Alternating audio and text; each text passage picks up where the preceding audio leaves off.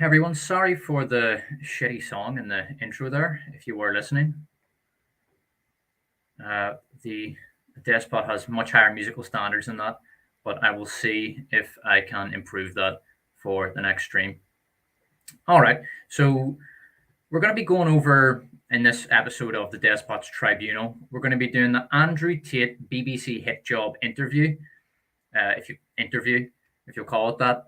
I'll be talking about the Little Mermaid with my guest, as well as the Wheel of Time, and I'll be also looking at Fast X, which I've seen, which is one of the few movies this year that I've actually enjoyed. All right, so while I wait for my guest, I will talk to the chat. I've no idea. What have we? We've got 21 people in, so we're doing all right so far. Let's take a look who's in. We've got Ether92, Hale, Hyal, and Despot from Joffrey the Third. Thank you very much, Joffrey. Ether92, Hale, Kim Jong Antrim. I like that. That's pretty good. I should do a speech in which the assembled congressmen have to clap for 9 or 10 or 11 minutes straight, and whoever sits down first goes straight to the gulag. If I worked for the BBC, maybe we'd be on our way to that. All right. So the first thing I wanted to talk about was the Dawn Wild. Hello, Dawn Wild. How you doing? Sephoa says, hello, Despot. Hello, Sephoa. And I joined after watching your review of Cleopatra, says Joffrey the Third. Well, thanks very much for watching it and for subbing. That was an interesting show, Cleopatra. I look at it and I sort of think, I'm in two minds about it. I think, what the hell were Netflix thinking? Like, what did they think was going to happen? What did anybody think was going to happen? Did they think that it was going to come out and finally Cleopatra would be standing in her truth? And maybe, I don't know, white America, because they only ever think in American terms, the people that make these shows, did they think white America would be too afraid to oppose this and to say, no, this isn't what happened? What the hell are you doing? What I think they sort of were taking their cue from the Woman King. They looked at the Woman King and they thought, well, people generally didn't like it, but at least the critics ran cover for it. At least the critics came out and circled the wagons for it. So maybe we'll get that with Cleopatra. We'll do this Cleopatra video on this Cleopatra series, and even if people generally don't like it, we can at least get the critics on side, and with them on side, we can just accuse everybody who doesn't like it of racism. I think that was their thinking behind it. And no, like the critics, even the critics, they just stayed quiet. If you go onto Rotten Tomatoes, there's like 13 critic scores. The critics just didn't rate it. Now, they didn't rate it because if they give it a negative rating, they can't do that because, that's their side. They love seeing history blackwashed and lies told on a massive scale, on an industrial scale. This is Netflix we're talking about, hundreds of millions of subscribers. That's supposed to be their side. That's how they perceive it. But if they can't criticize it, right? Because if they go out and they post a review actually criticizing it and talking about just how bloody awful it was, then it bodes pretty for them. But they can't praise it because it was too terrible. No one liked it, and it would damage the reputation to praise it. So it just didn't work out for them at all. Jada Pinkett Smith and Netflix made a massive miscalculation. I would like to know, though, to what extent Netflix were involved. Did Jada Pinkett Smith just make this thing and bring it to them, and then they looked at it and thought, yeah, okay, whatever, we'll see what happens? Or were they heavily involved in the production from start to finish? Because it was an absolute disaster. Absolute disaster. Okay. Zolt Adam Pomlines, and thanks very much, Joe. Hold on. 2 seconds. My guest says my link isn't working, so I have to send him another. Just a moment.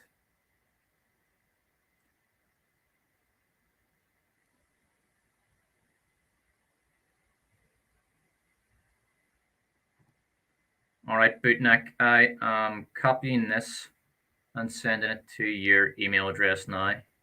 All right, 2 seconds. I've just got to send the link. Apparently, the link that I sent to my guest tonight isn't working, so I will send him another one to the stream, and hopefully that will work.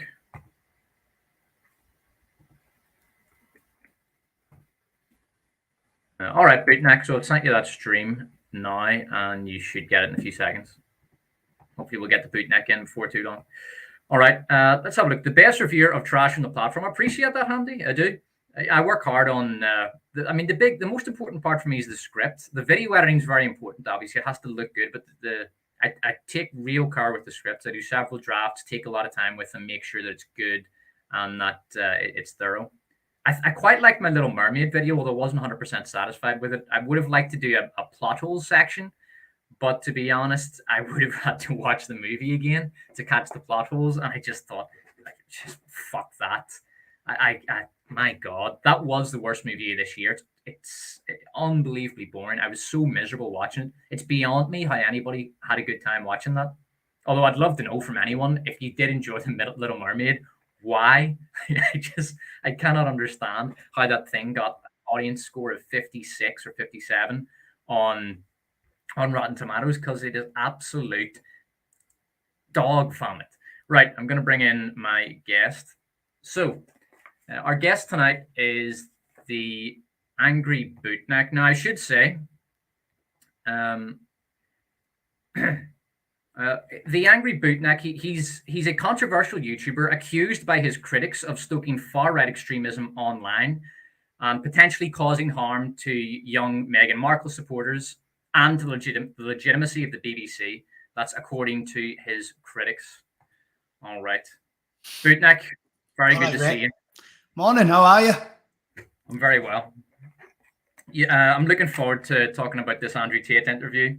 Oh, that. Well, I've got a bone to pick with you because I sat through 130 minutes of The Little Mermaid before I gave up, and that's your fault. I would never have watched that if you didn't make me. So I swear to God, there's a sadistic streak in me. Like, I was thinking about you watching that and just laughing to myself, because it's just hilarious to me. Like that you watched that at my behest. I sort of felt like a torturer or something. I genuinely felt, my God, what have I become? Do you know what I mean? Yeah, you've used that line a lot, haven't you? About how but you can torture people with stuff. And I know from reading The Men That Stare at Ghosts that they really did that, didn't they? They used to lock jihadis in like a shake on and make them listen to Barney's theme tune for like 4 days at a time. And that's what I felt like, 4 days in a shake on listening to Barney going through that for 90 minutes. It killed me. So you couldn't finish it? No, 90 minutes. I did like an hour and a half. That was the first thing I'd make out if we were going to critique it, is that it's too long. It's far too long. I put it on me big phone and I went on the cross trainer so I could do something while I watched it. So I was staring at it. I was just cracking on. I thought, let's do this all the way through. And after 90 minutes, I was like, how long is it? And I clicked on the screen. I couldn't believe it was an hour and a half. I was like, this is shocking. Just and the amount of shite in it, just like, it's just, I mean, the scenes are extended for no good reason. It's like Ariel walking around looking at stuff, like literally just looking at stuff for several minutes, or it's a really boring conversation, or it's just shots of the really dull, ugly, murky CGI ocean. My God, it was absolute fucking tedium. I can't wrap my head around how anyone could enjoy that. Like, even if you don't mind the politics, right? You don't understand or you don't mind the very left-wing political bent and the update for the modern audience and all the rest of that shite, even if you're okay with all of that, were you not still bored out of your mind watching that? Do you know what I mean?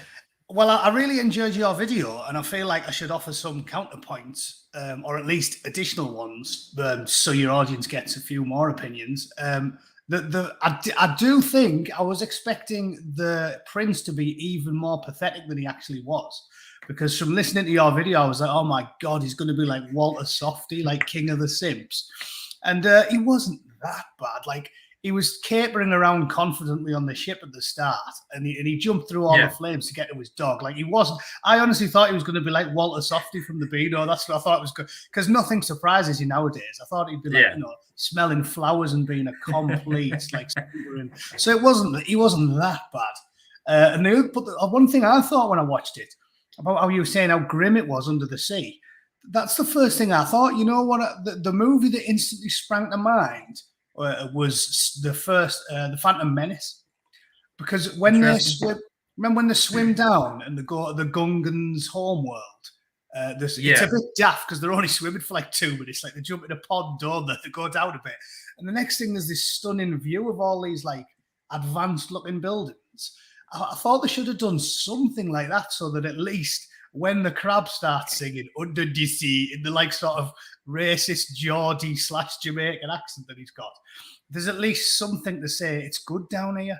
But there was nothing. Like There was it was nothing. desolation. That was a point that I made in my video. Like, what exactly is this guy king of?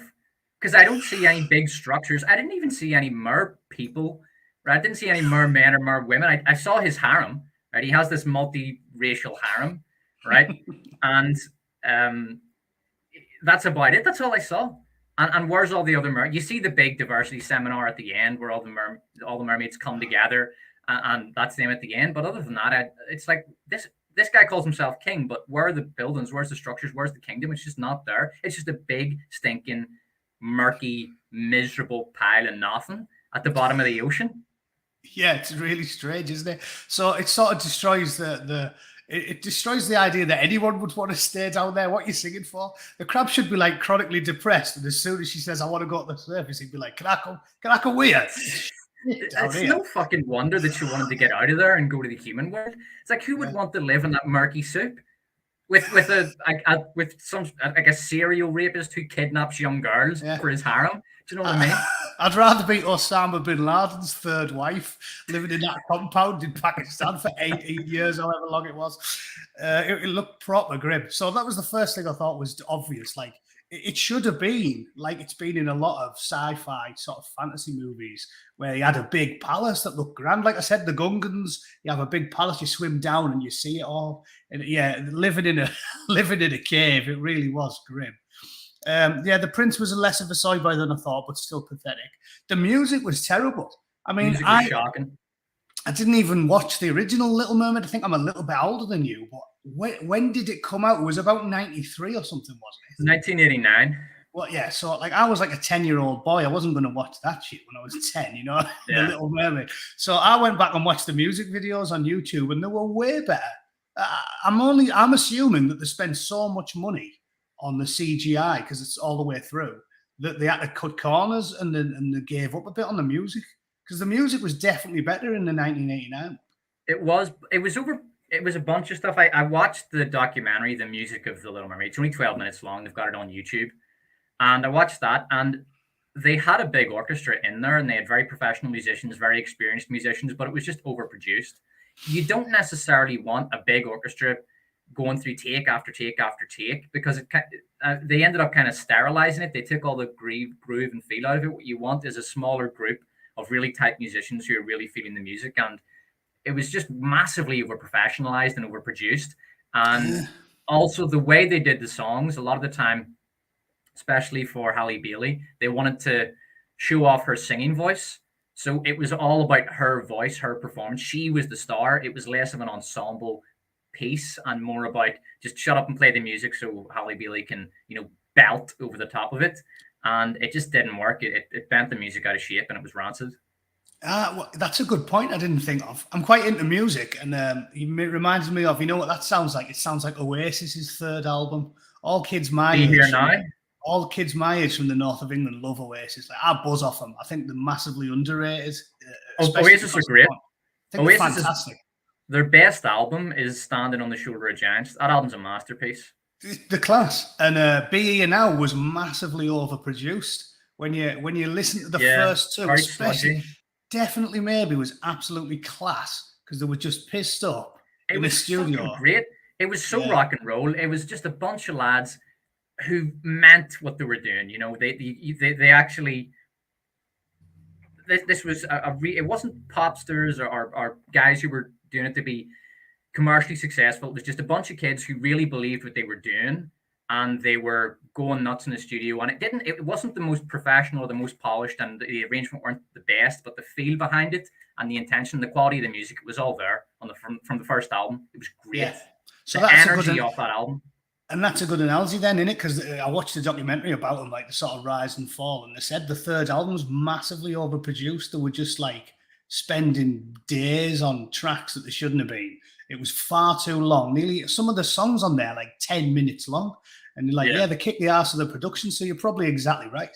But when you go back and listen to them original songs from the 89 one, they are way better. They're bouncier, they're much punchier. They're almost like louder, I think, when you play it on YouTube. I don't know if I'm playing it with my headphones wrong or what have you, but they just seem more energetic and vibrant. And now it's just dull and flat. And maybe that's what it is. Maybe they overproduced it. Yeah. Before we head on, we'll keep talking about the Little Mermaid, but just want to let my audience know that the Bootneck was my first live chat. I actually had 7,000 subs when I talked to you, and today I just passed 30,000. So thank you to everyone who subbed. It means a lot. Really appreciate it. And the Bootneck, tell them a bit about your channel, Bootneck, just before we keep talking about the Little Mermaid. Oh, there's not much to tell about mine. I don't really plan. I'm not very professional. I work, so I do this as a hobby. I just do. I'm sort of naturally comical. I'm the funny bloke in the pub, so I just started doing comical political tirades and slagging off the BBC. I occasionally review movies or music or video games or whatever, but it's whatever takes my fancy, really. But as you said earlier, we're living in a crazy time where a bloke that's as milk toast as me gets called far right, because I'm genuinely not. I don't think on anything, really. I'm quite a socially liberal chap. And I've listened to a lot of your videos, and you strike me as, Christ, you would have been considered left wing about 15 years ago, maybe. Yeah, probably. Now you just say something like Tony Blair would have said, like, yeah, we need to have a process for immigration, and they go, oh my God, he wants to kill everyone. It's like, yeah, I'm not particularly right wing, but basically I do comical political commentary 9 days out of 10. And I got into watching you because that's what I do, right? I'm so disillusioned with modern movies, being a kid of the 80s and the 90s, that instead of watching films that I think, oh, that looks like it might be half decent, I go on YouTube and watch other people's reviews of them. And you popped up on mine, like I said, when you were only like 5K or whatever, and I thought it was brilliant. I think your stuff's better than the Critical Drinkers. I just find it funnier. But again, I think we missed the boat, and it's got to that point where, which I'll tell you what, we can segue into the Little Mermaid from what we've talked about there, because you should be much bigger than what you are. And I think what we did is we missed the boat, because when I really first got into YouTube, probably early me, like again in my age, that must have been late noughties, and I got mega into it, like, because I was like, this is way better than TV.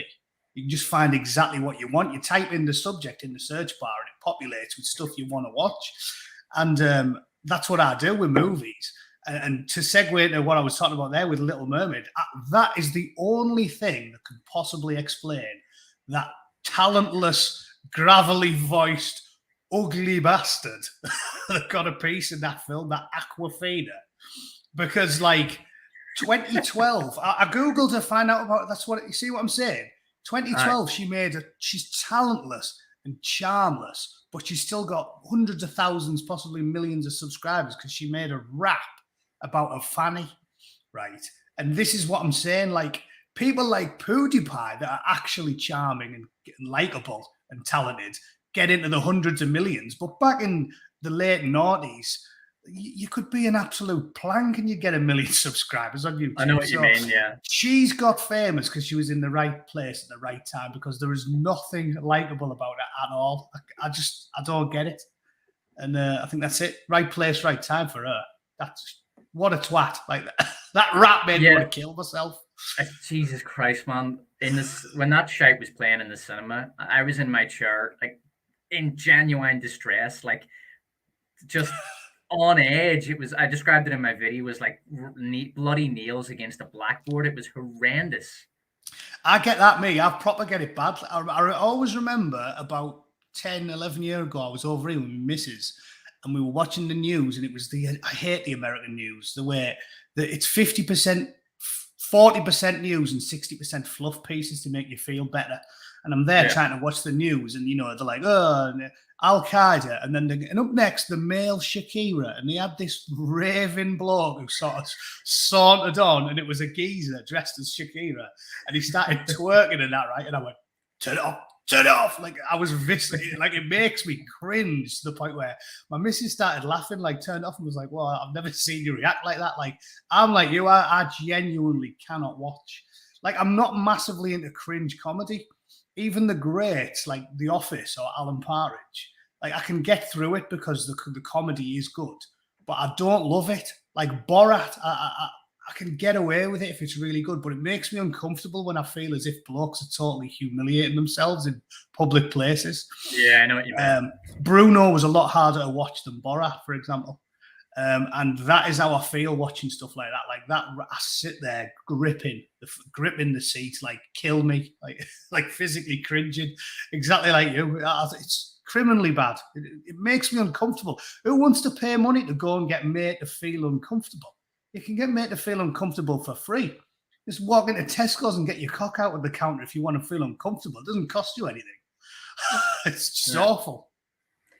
See, I think that it was and I really meant it when I said this is the worst movie of 2023. Like, I wasn't clickbaiting. I genuinely think it is the worst movie. Like, the contenders would be Ant-Man 3, Little Mermaid, and Peter Pan and Wendy. Would be probably the three worst this year. I might be missing one, but there's so much shite these days, it's hard to keep track. And with the problem with The Little Mermaid was that it was just so bloody long. And it didn't have any of the sort of the cringe that you were talking about. There's some funny cringe in those other movies that I discussed, like Ant-Man 3. Ant-Man 3 is a bad movie, but it's nowhere near as bad as the Disney remakes. Oh, I'm sure. There's some redeeming stuff in it, like Jonathan Major's performance and Ant-Man's daughter. She has this whole...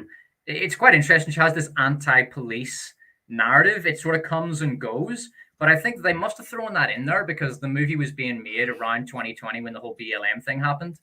And I reckon that influenced the movie and they decided to put this little anti-police narrative in there. And probably there was a lot more of it in the movie, which they eventually cut out because it turned out that abolishing the police wasn't as popular as people thought it was. Who knew? Funny enough. Yeah, unimaginable, right? I thought we were going to all be living in a utopia without police, but no, it didn't work out like that. So I reckon they had a much heavier-handed anti-police narrative in that movie, which they probably edited out. But that little bit at the start where Ant-Man's daughter is criticizing the police and talked about how they attacked peaceful protesters, or mostly peaceful protesters, at CNN would say, that was clearly influenced by the BLM stuff, I think. But anyway. I thought that was very cringy and sort of entertaining on that level. But The Little Mermaid's just bloody boring from start to finish. It's just an absolute slog fest. I was miserable the whole bloody time in the cinema, bored out of my mind. There were times where I was looking around and I was like, right, Christ, what's she doing over there? Because there were two parents with there weren't many people in the theater. There were two parents and they had their kids with them, and the father was bored out of it. He was asleep at times. And there was a couple, and that fella was asleep, and there was a woman who was there on her own, and she was asleep at times. And I was just like, Christ, this is grim stuff. For me, it was absolutely the worst film of the year. I suspect Hollywood will give us worse before the year is out, but they're gonna have to work hard because that was absolute dog shit. It was awful. Yeah, well, like I said, I thought it was shocking, but I've seen worse films. I'd give it like 3 out of 10. It seems to be, maybe as well though, that's because I didn't watch the original, and I'm assuming, because obviously I know the story by now, it's a good story, so like because it was a remake, it wasn't as bad as I was expecting it to be, if that makes sense, because the actual story was decent, so they've remade it. Pointless, totally pointless, waste of money, terrible casting, crowbarring in political bollocks that stands out like a bastard at a family reunion. Like there's loads wrong with it, but it definitely wasn't as bad as I thought, because obviously I watched your review. So like I said, I'd give it a 3 out of 10. I would assume worse stuff's going to come out, and it's going to be original stuff that's just shite. I mean, at least the Little Mermaid is not a bad story. I'm expecting Indiana Jones 5 to be worse. Oh yeah, me too, 100%. Yeah, because that's going to be an original written by talentless twats, and the little remake, that was a remake of a good story. So exactly. That is going to be terrible. That's going to be, and the thing is though, even the critics, and it's kind of their job to run cover for this garbage and give it a good review and make sure that people get in the door and do good things for Disney and be a nice wee lapdog. That's what the critics sort of are for. And even at Cannes, it only got like 54% from all the aggregated critics that have seen it and that have posted about it. And the reviews that I've read of it say that it's basically shite. And I think when audiences go to see it, then the real reviews are going to come out. And I bet, and bear in mind, this is Lucasfilm, right? This is the same studio that gave us Boba Fett, Obi-Wan, all the Star Wars shite, and Willow. Willow, which was so bad that it has been not only cancelled but deleted off of Disney Plus because nobody was watching it. It's the same studio that gave us all that. And Mandalorian season 3, my God, talk about like that was something else. You should give yourself a pat on the back, mate, because you were helping. Like literally, the reason nobody watches this shite is because they watch you or Critical Drink or any other ones, and they see how bad it is, and they go, "Yeah, I'm definitely not watching that." I don't think anyone could voluntarily get to the end of Mandalorian season 3. I did all of it because I was going to talk about it in a live stream. Don't even think I'll do a video on it because no one cares. Like, honestly, people just don't care about Star Wars anymore. They just don't. But it's why you guys are doing well in it. That's what I'm saying. It's why you guys are doing well in it, and you should, because watching your reviews of shite is 10 times more entertaining than watching the shite. So it's a good business model. Like I'll watch if you do a season by season pull down of Willow. I'll watch every single one of them, but I'm definitely not going to watch Willow. I think that's quite common. Must be. Yeah. So was there anything that you liked about The Little Mermaid? You said you give it about a 3 out of 10. You liked the fact that the original story was good, but in terms of what they brought to it, like new things that they brought to it, cast and music, anything, was there anything that you liked? Again, I would agree with you. I've got a soft spot for Melissa McCarthy because obviously I'm a 40-year-old bloke, so I'm a little bit sexist. I'm an old-fashioned sexist. Well, again, it's not really illiberal. It's just common sense stuff from the 90s. Basically, just like Christopher Hitchens said, most women struggle to be funny compared to men because men get told from childhood that you have to be funny if you want the birds to like you. So we're motivated. Right. Exactly right. And again, I'm not having a pop. Some women are brilliant, but they're rare as rocking horse shit. So when I find one that's funny, I have a soft spot for them. And I really like Roseanne Barr. I really like Melissa McCarthy, to the point where I watched films of hers that I wouldn't have normally watched. But I'm like, oh, look, an actually funny woman. I'll watch her. Spy was one of the funniest modern films I've seen with Melissa McCarthy in, where she's with Jason Statham, who's like a comic genius. Totally took me by surprise. Watched it on a plane, on a flight from LA, and I was like, that was good. That was actually a good film. So she was good. She's funny and she can act. Yeah. So that was good. Yeah.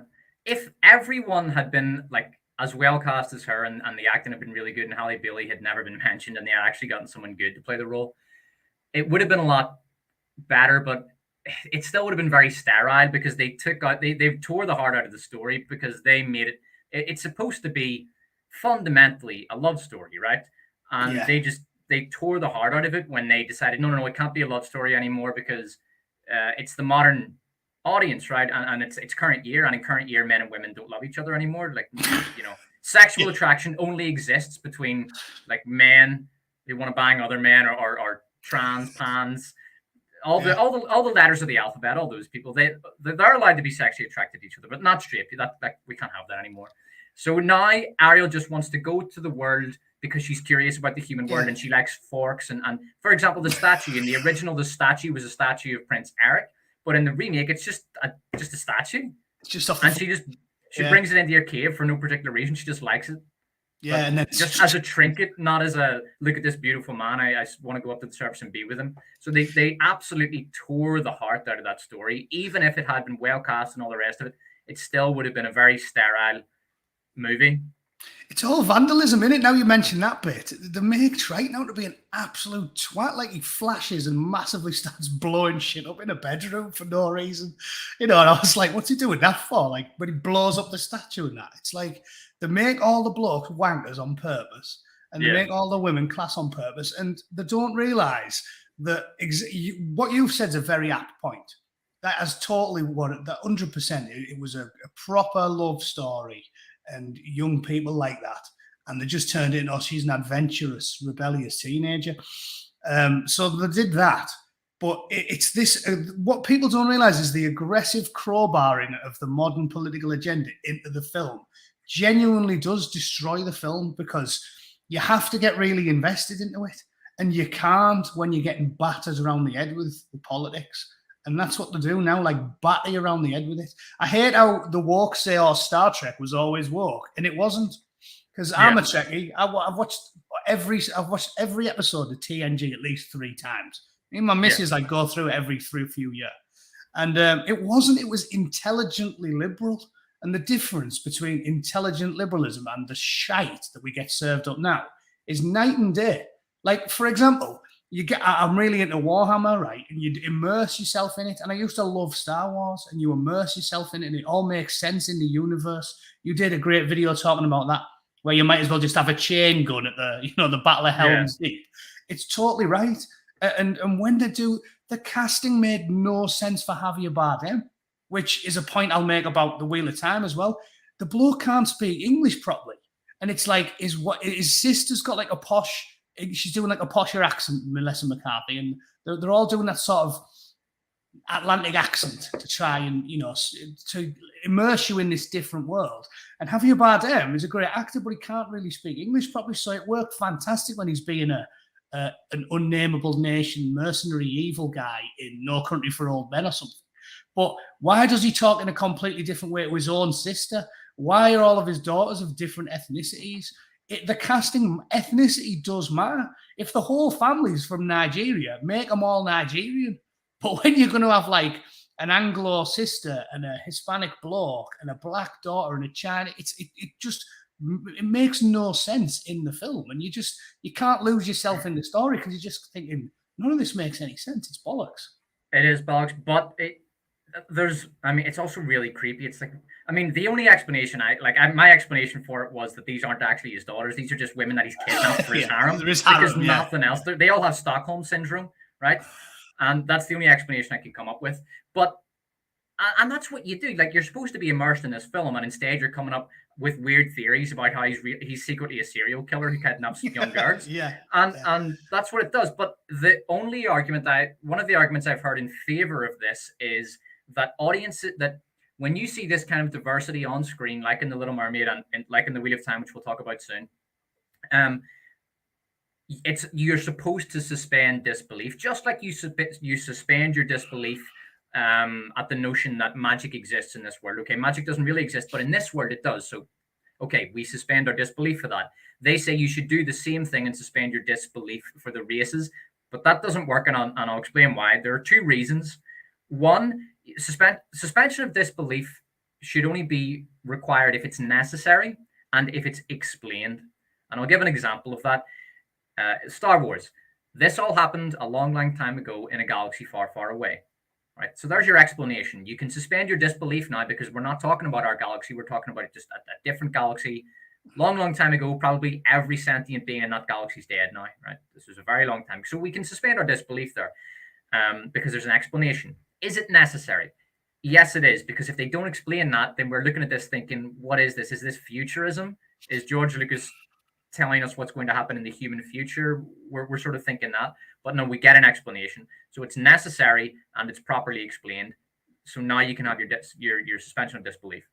But when it comes to something like Trident has 7 daughters and they are all of different ethnicities, and we're not talking mixed ethnicities that he's had with 7 different women. Like, we're talking like fully black African over here, Chinese girl, fully Chinese over here. They're ethnically homogenous. They're not mixed race, but they're all his daughters. Like, I can't suspend my disbelief. You haven't explained it for a start, and it isn't necessary. So suspension of disbelief does not apply there. Yeah, it's not necessary.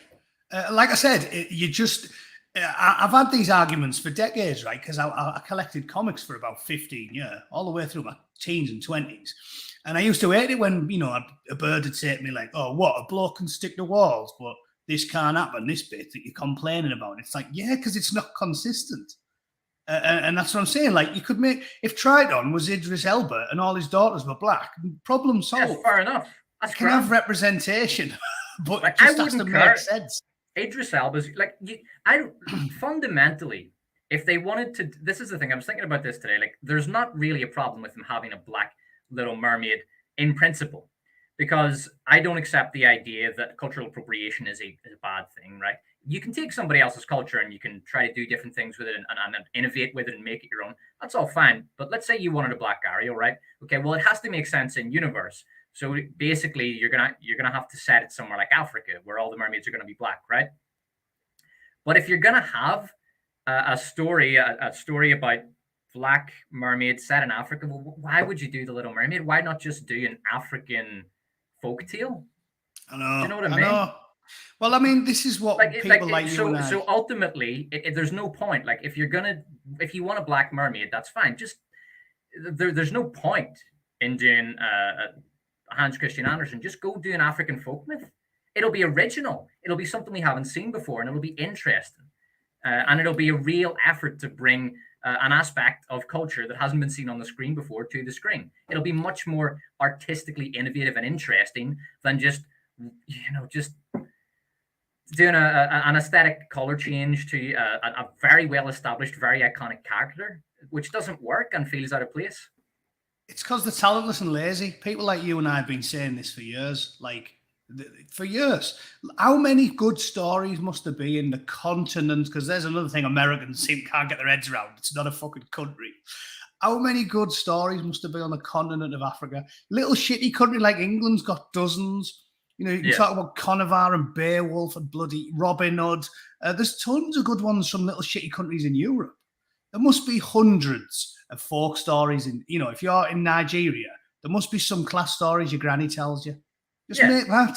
I don't understand this obsession with it. It must be lack of talent. They must be like, we can't come up with that. Maybe they'll sit down for an hour and go, I can't. I'll just make this ginger bloke black. That's much easier. It's IP as well. It's IP as well. Like, to be fair, if they were to go, if someone were to go to like the big execs at Disney and say, look, I want $200 million to make a CGI movie about an African folk myth about mermaids, Disney would reply with, okay, well, where have we seen this before? Where does this come from? And they'd say, no, it's never been done before. It's a new thing. It's not IP. Yeah. You're never going to get money behind that. Not a chance. No way. It's all IP now. Now, you can get money behind smaller projects, like indie movies that are original, but it maxes out at around 20 million. And then once you get past the 20-25 million point, I mean, it doesn't, there's no mid-budget movies. It kind of jumps from 25 million right up to, say, close to 100 million. And anything that lands in between, maybe you get a couple of rom-coms, but that'd be about it. It's very rare. And so if a studio is going to invest $100 million in a movie, they really want to see a track record of success. They want to see that it's IP and that people recognize it and that they're going to show up for it. And that's one of the reasons why they're going to just race swap Ariel out of a Hans Christian Andersen story instead of finding a real African folk myth. It's a really good point, and between the two of us, we might have stumbled on exactly what the problem is while we're trapped in this morass, pestilent wasteland of entertainment. Because I've always made the point, when I watch something terrible at any point in the last sort of 15 years, I go on Google and read about the people that wrote it, directed, produced. And what I've noticed now is because the world's changed. This is my hypothesis, I'll try and get to the end quickly. Essentially, I've noticed that nepotism and cronyism seems to have ramped up by a factor of 1,000. And my hypothesis for it is that the world's changed. It's not like it's dead easy to get a good job anymore. So now everybody's getting the family and the friends and the kids into it. And I think that between those two things, we're trapped because everybody who's getting into the industry now has got no talent. Right? Yeah. Almost all of them are like the kids, the nephews, the nieces of people that were talented. So it'll be like Spielberg was talented, but his nephew's a wanker. Lucas was talented, but his niece is a fucking idiot. And these are the people who are getting into it. So maybe between that total stitch up by the people that have got the money and the power in Hollywood and the fact that they're not willing to take any big risks means we're just doomed. Like, we can't get anything good made. Yeah, here's the other thing as well, and I'll make this point and then we'll interact with the chat for a wee bit because I don't want to leave them out of the conversation. I was thinking about this today, actually. Um, if you're a nepo baby, a nepotism baby, right, and your father's a big actor or director or something, I think you're almost doomed to talentlessness. To it's almost guaranteed that you're never going to achieve much. And here's I'll explain why that is. The biggest driver of human action is incentive, right? It's incentive. Uh, think about all the directors, actors, writers. If you musicians, you go back to their early career, they were shite. Their early movies, their early music, whatever it is, most of the time they're struggling through, and they're really pushing themselves, and they make a movie and it's kind of crap, or they make an album and it's crap, but they push through, right? And they keep going. One of the reasons is because there's a financial incentive there, and there's an incentive to succeed and to attain status, right? But if you take away the financial incentive, because money to you is like it's like the water, it's like a water tap or a faucet as they call it in America. You just if they need money, they just turn on the tap and that's it. The parents are rich. There's no financial incentive whatsoever. Why would you sit why would you sit on your arse for 12 or why would you work your ass off for 12 or 13 hours a day trying to make movies when you're from a millionaire family and there's absolutely zero financial incentive whatsoever? Like money is next to meaningless to you. It's the driving force there is there's just nothing there. So that main driver of human action, motivation, isn't there for those rich kids. And I think that is a massive problem. And I think that's why a lot of the time, the if you look at the entertainment industry, especially, the son almost never lives up to the father or the daughter. Like even in my last video, did you see the Jaden Smith clips? Yeah. God, and it's like everybody hates him. How much did they try and foist him on everyone? They spent loads of money. They put him in with Jackie Chan. They put him in with his dad. He's got no talent. He's about as likable as a leper, an irradiated leper. Just nobody wants to see him, do they? And it's just like that. He's got nothing, and he's also got no incentive to improve or to try because it's like, oh, what do I care? My family's rich anyway. I'll be fine. Do you know what I mean? Well, think about it. That's an excellent point, and it's self-evidently true in everything in life. Again, being a centrist chap and being Vulcan logic is what I try to practice. I'm not an emotional or sentimental man, right? It's almost the mirror image of why capitalism works. I don't want to go into politics, but ultimately, it's got loads of flaws. We know that. It's not like I'm arguing with someone on Twitter where they instantly go, oh, Trump, capitalism. It's like, I'm not saying capitalism is brilliant, but it does work after a fashion because it motivates you. It's why people are inventive, because a guy will be making burgers and he'll go, oh, I can come up with this mustard dispenser that will work better and then I'll make more money. It guarantees hard work and inventiveness. And if you totally take that element out where you don't need money, i.e. like proper socialism or communism, whereby you'll get your universal basic income and you'll get money for nothing. So it's been proven. They've trialed it everywhere. It doesn't work because people go, well, if I don't really need it, I'll just sit on my ass and eat Twinkies all day. And it's, of course, it's going to work. And it's going to be a truism in everything. Of course, it's going to be true in the arts, 100%. And you know, when you listen to the experts, because again, I've watched a lot of YouTube, the proper critics, the experts on art, talk about how the real visionaries genuinely suffered for the work. They talk about people like Warhol and they say they actually did put a lot of effort in. So these wankers whose mum and dad are well rich, they're not going to be doing anything. They're not going to put any effort in, are they? Because there's no desperation. Why Indian women make more money than white guys, don't they, now in America? Because there's desperation. You like you said it yourself, it's effort. I mean, I think back to when I was, just finishing uni. I was studying music and I was trying to make it as a musician in a band, and the band didn't work out. But I remember trying really hard and pushing myself and really trying to improve because that incentive was there for achievement and success. And I looked at other bands that have been really successful, even in the local area, and I thought, I'd love to get to that. I want that, and we all worked really hard for it. We didn't get there, but we worked. We tried, and if the incentive is not there, you're just not going to make the effort because why the hell would you? If you're giving UBI to somebody, like they're earning £1,800 a month, which I think is what they're trying in the UK or wherever it is, why would you show up to a pizza restaurant and work for £12 an hour? No, and it's a great point.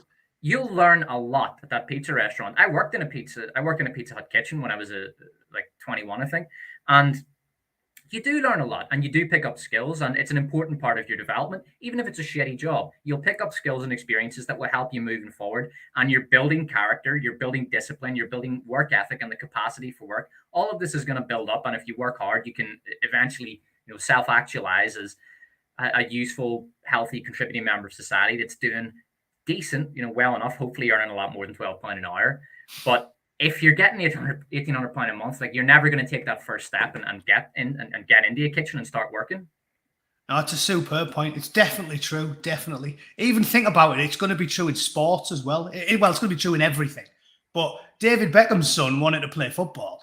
Romeo, whichever dickhead it was, he was playing football, wasn't he? And it's going to be, he'll have been doing the bare minimum. He might have been training. His dad will have been like, make sure you train 4 hours a day, and I can guarantee you a trial with Man United and Arsenal. So he's going to have done the minimum. He's going to have put a bit of effort in. He's not going to be like some Brazilian kid in a favela with no money at all who's playing football 18 hours a day because he's desperate to get out of the shithole that he lives in. It's going to be true in everything. It's not just effort, it's mentality. Like, because I did boxing for 3 years, and when I went into the boxing gym, I would bring a little book with me, and it was stuff to work on because I didn't want to always be practicing the same routine every day. So I'd watch like little YouTube videos, and I'd find things to practice, like a shovel hook or a body hook combo or some combination to practice, or footwork or something. And I'd go in and I'd practice 2 or 3 new things into my routine. And I was always trying to get better. But I would see some guys in the gym, and every day they'd do the same bloody thing all the time. It was almost like watching a software program on a loop. It was amazing. There was one guy who was a fat guy, and he did the exact same thing every day. It was like clockwork. It was actually funny. And a lot of the time when people practice, even if they're willing to put in the time, they have the wrong mentality. They don't have that growth mindset where they're actively trying to improve. Yeah, it's a good point. I definitely think we've both stumbled onto something there. I think it explains why we're in a perfect storm. It's just no talent, no ability, no creativity, no desperation. And you throw diversity hiring into that mix, and you end up with a disaster. Oh, then it's just a toxic stew, isn't it? It's totally ridiculous. As you said, it's battering you around the head with it. In the old days, they were subtly liberal. Now they will beat you around the head with a fucking frozen rainbow till you're dead. Yeah, it's shocking. All right, so we'll talk to the chat for a wee bit, and then we'll do the Andrew Tate. So let's have a look. Cool to see. Smugs Hund says, cool to see you live, Despot. I enjoyed your anger at Cleopatra. I was genuinely angry at that show. Like, for example, The Little Mermaid, I am angry at it because they spent $250 million on that. And I worked out that for the money they spent on that fucking film, they could have made 16 indie movies.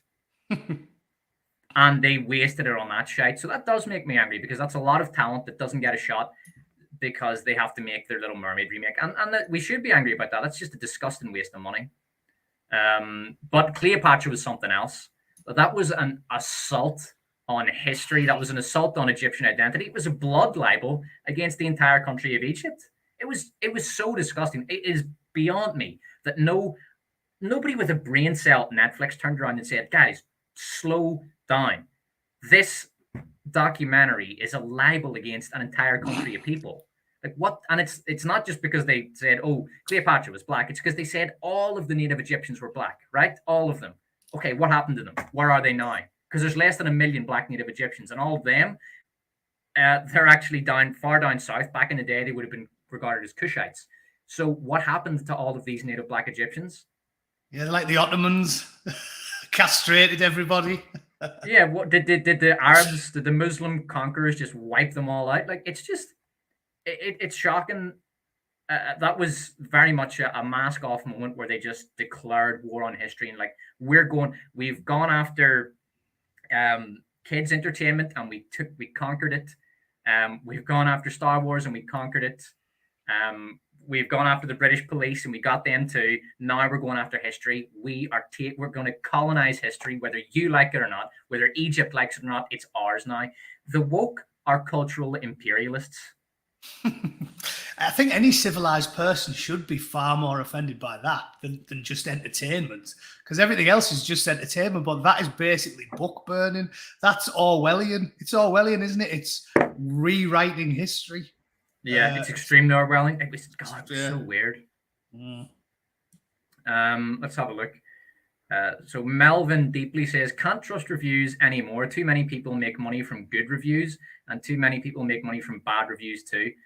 Reviewing movies is a career for a lot of people these days. It's hard to universalize something like that. I think that with reviewing, you just need to take them individually. So if I see someone on the Guardian gave Cleopatra the highest score, they gave it a 60. Of all the scores, the Guardian gave it the highest. Now, I would not trust any review from the Guardian because it's politically motivated. Fundamentally, they're thinking about the politics of whatever media they're reviewing. If the politics agrees with them, then they will give it a high review. If it disagrees with them, they will give it a low review. So I would never trust the Guardian. But that said, if I rate the reviewer and I think he has integrity, then I'll take what he says seriously. But to say I wouldn't trust reviews generally, I can't say that. That's sort of like saying you can't trust people generally. You just have to look at the individual and make up your mind based on the merits of their character and their actions and so forth. Gunye says, dude, I'm so ready for the Worst of Woke Awards 2024. It's going to be stacked, man. It is going to be stacked. And don't forget to vote. You know, when I do post them all, it's I don't decide the winners. Like, I just vote, same as everybody else. I get one vote, despite the fact that I'm a despot. So, yeah. Not much of a despot, are you, if you're a Democrat? that'll be one of the greatest exercises in democracy. I think that YouTube, certainly film YouTube, has yet seen, because I think there'll be like 20 categories. Hopefully, we can get like, you know, at least 50K votes each. So we'll get like I'm hoping we can do over 1 million votes for the Worst of Woke Awards 2024. I'm hoping for more than 1 million votes. I hope you get there, and you're going to be spoiled for choice at this rate. I know, it's going well. Have 600 categories. Somebody says, Despot, your mic volume is pretty low. How's my mic volume, Bootneck? Sounds all right to me, mate. All right, I'll just turn it up a wee bit. All right, and you can just let me know if that's too loud. I turned it up just a touch. It's all right. Grand. Okay, so I want to get onto this Andrew Tate interview. Did you watch that, Bootneck? Yeah, I did. Yeah. After you sent me a link. Yeah. So basically, hopefully you've seen the interviews. You know what we're talking about. But the BBC did an interview with Andrew Tate. This was his first interview in 6 months since he's been arrested in Romania, accused of rape and human trafficking, I think, something like that. And so the BBC went and did this interview with him. So Bootneck, I'll just ask you, you do a lot of BBC. So Bootneck does a ton of BBC stuff on his channel. He has a great show called the BBC Spews, and he'll read through BBC articles and rip the piss out of them. It's very, very good. Actually, I'll tell you one thing that you did recently that I really liked. It was you did a video on Philip Schofield recently, which was really good. That was really funny. Oh, he's a wrong'un, isn't he? He's a wrong'un. Well, the thing with the BBC is, it's depressing, because I was one of these who, when I first ever came to America and watched how bad their media was, you know, sort of 2001, 2002, and it was just aggressively partisan. So you've got right-wing entertainment is Fox News, and left-wing entertainment was NBC, it was CNN. And it used to be like, oh, if you want to get good news, you go to the BBC. Like, maybe I was ignorant in 2001, but I actually liked the BBC, and I thought it was good that it existed.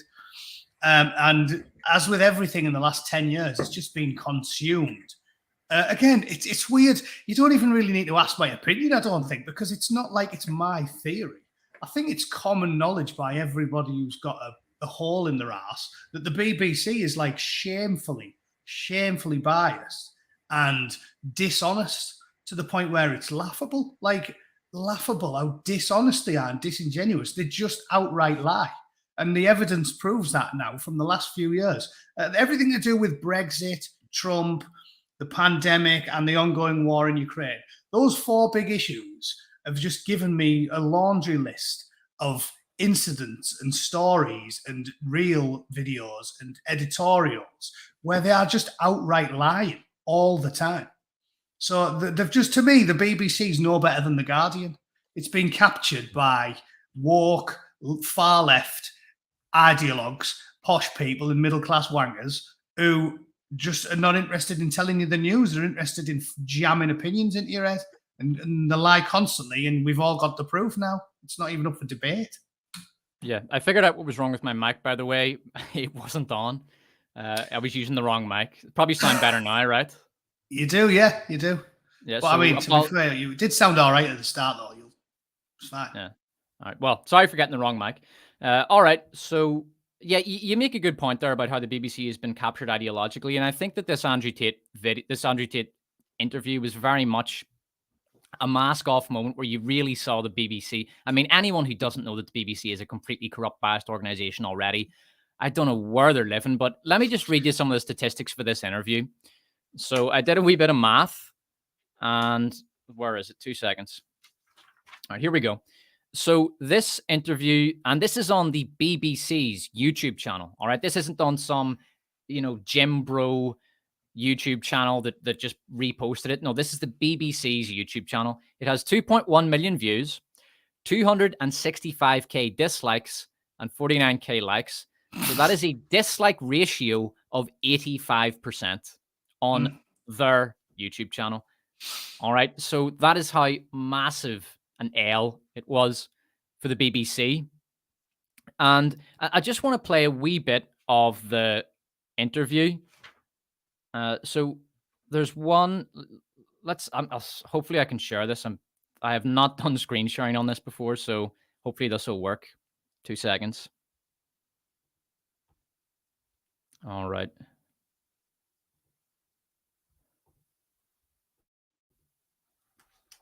All right. Hopefully you can see that. And I want to play, but actually, do you know what? You can see that? Yeah. Let me see. I need to make sure. I need to hold on. I need to make sure that I'm sharing sound. 2 seconds.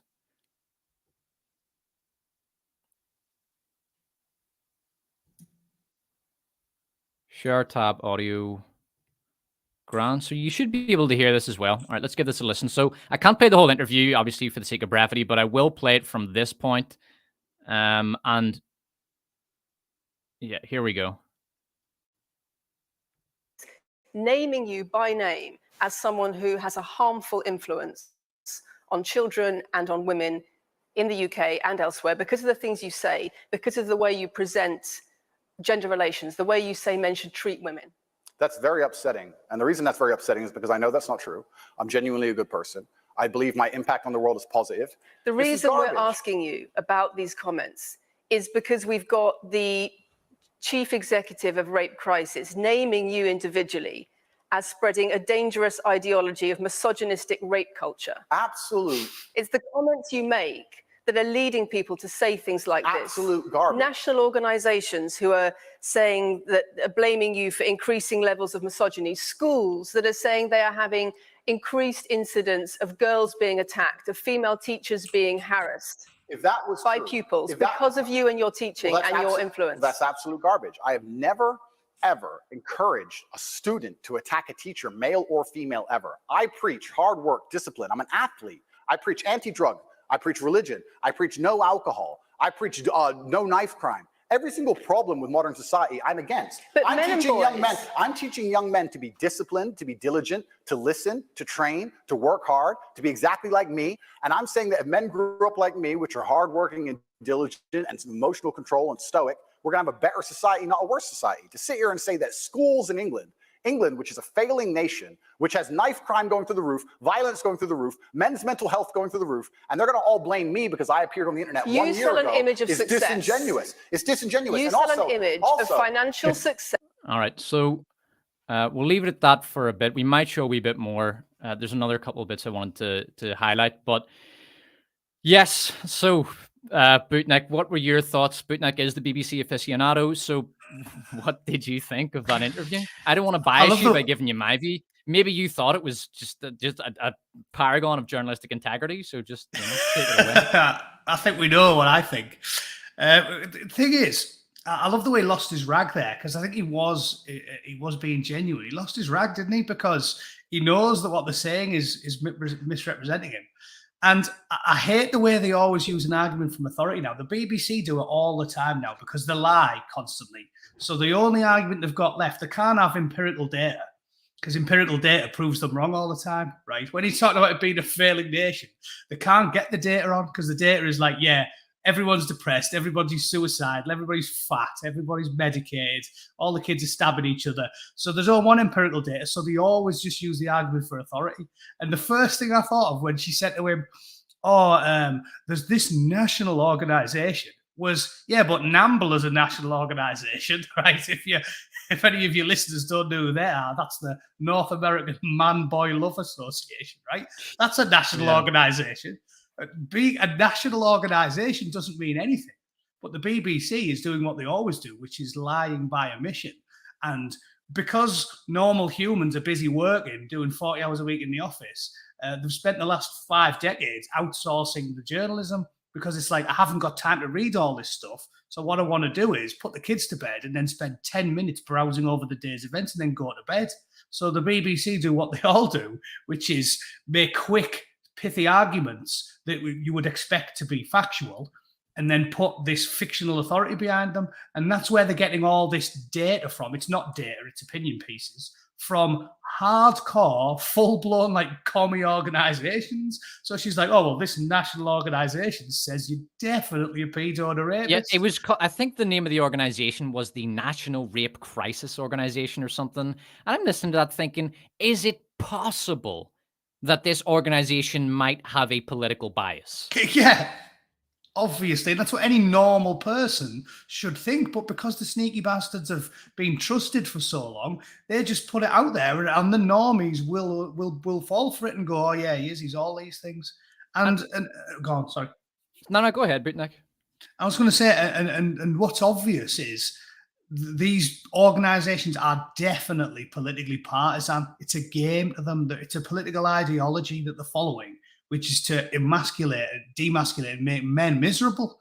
And I don't particularly agree with everything Andrew Tate says because I'm not a massive fan of him.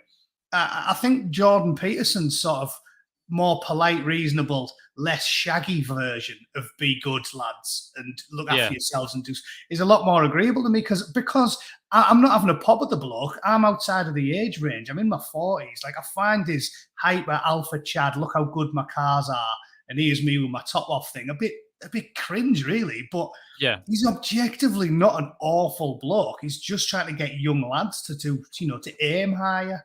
And I think that all of the stuff, you know why this is going to sound terribly arrogant, but the Bootneck is a confident bloke. And when he was in his 20s, he was something of a lady slayer. Right? I just was. And I always thought, blokes like that don't need to be raping people. He doesn't need to put Rohypnol in a girl's drink. The rapists are always the creepy weirdo. Well, occasionally you'll get one, but most of them are going to be creepy weirdos. A very, very rich, tall, buff guy with loads of sports cars doesn't need to be doing any of this stuff, and he's already rich. So I lean towards thinking most of the charges will be bollocks. It's a stitch up from our political enemies, normal people's political enemies, which is anybody who sticks up for the man must get destroyed. And again, it's the parallels with him and Jordan Peterson, I use that example on purpose, are clear as day, because it's exactly the same. When you actually do a deep dive in Peterson and you read about him, again, I'm not a massive fan of him. He's very religious, I think. I'm not a massive fan, but he doesn't say anything majorly objectionable at all. And if you just put 10 minutes effort into reading about him, you go, oh, yeah, he hasn't. They just lie. They just misrepresent him. They lie because Jordan Peterson is trying to get young men to act in a masculine way and to raise themselves up from shite and actually do something meaningful with their life. And the establishment don't like that. They want serfs, plain and simple. You're miserable. They want strong men who are going to turn around and say, I want a piece of this world. All right. I want a house with a fucking garden, a wife and some kids, and a decent job with a decent wage. They don't want that. They want serfs that'll sit down, shut up, and do what they're told.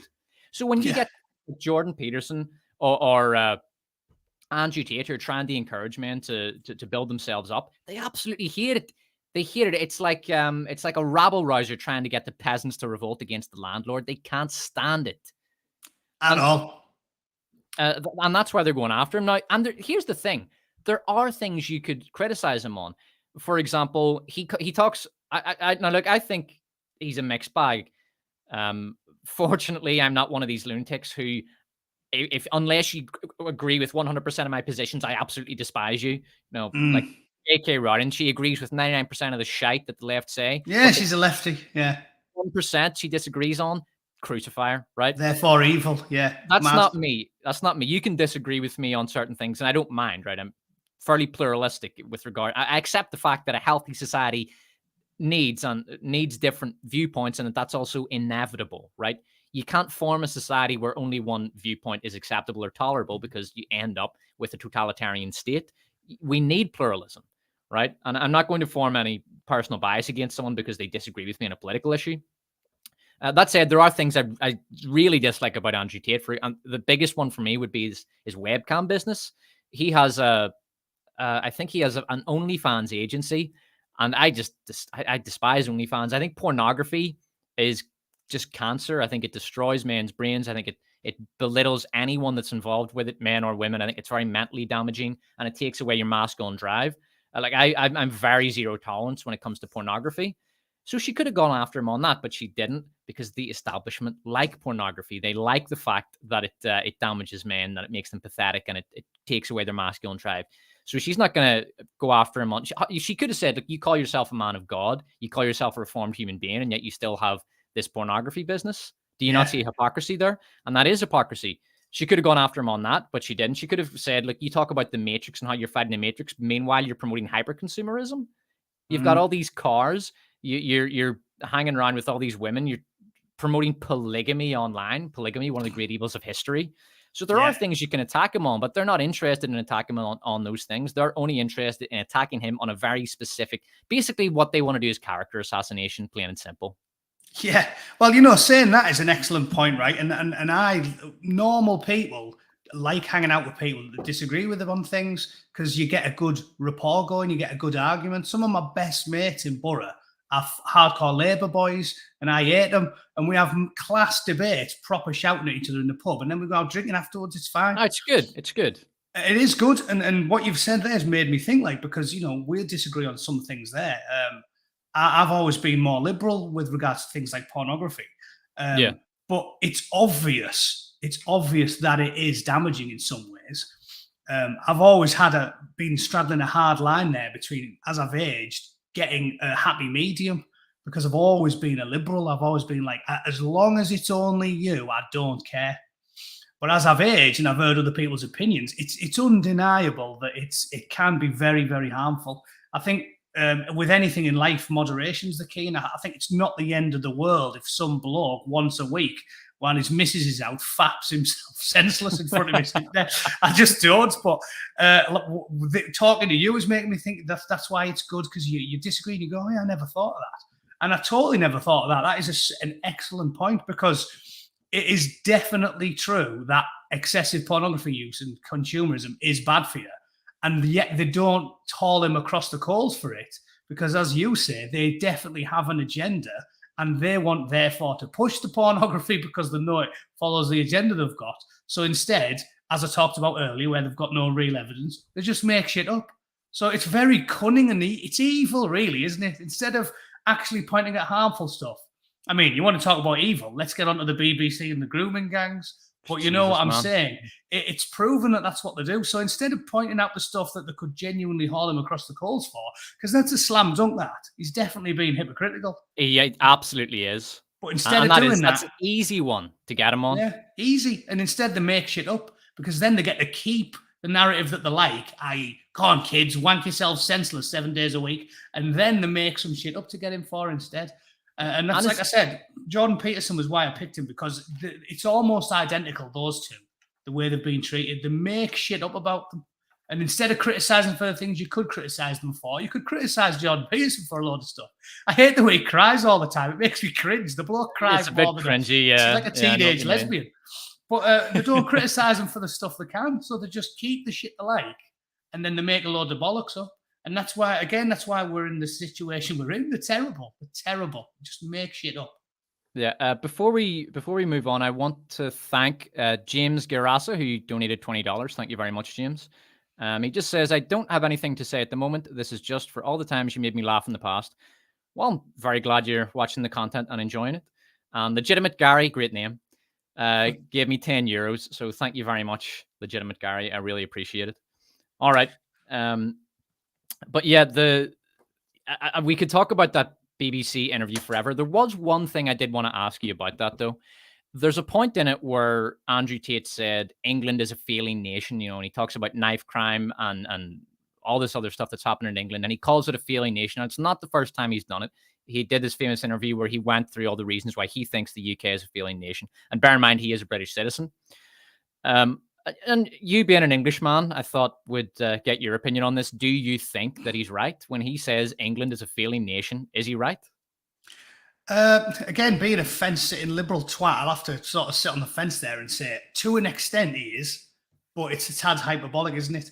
As with everything, I'd have to look at it as logically as I can and come to a conclusion. I'd say that it definitely is failing in that all of the metrics you would use to gauge whether or not a society is successful seem to have gone down in the last sort of decade compared to when I was a kid.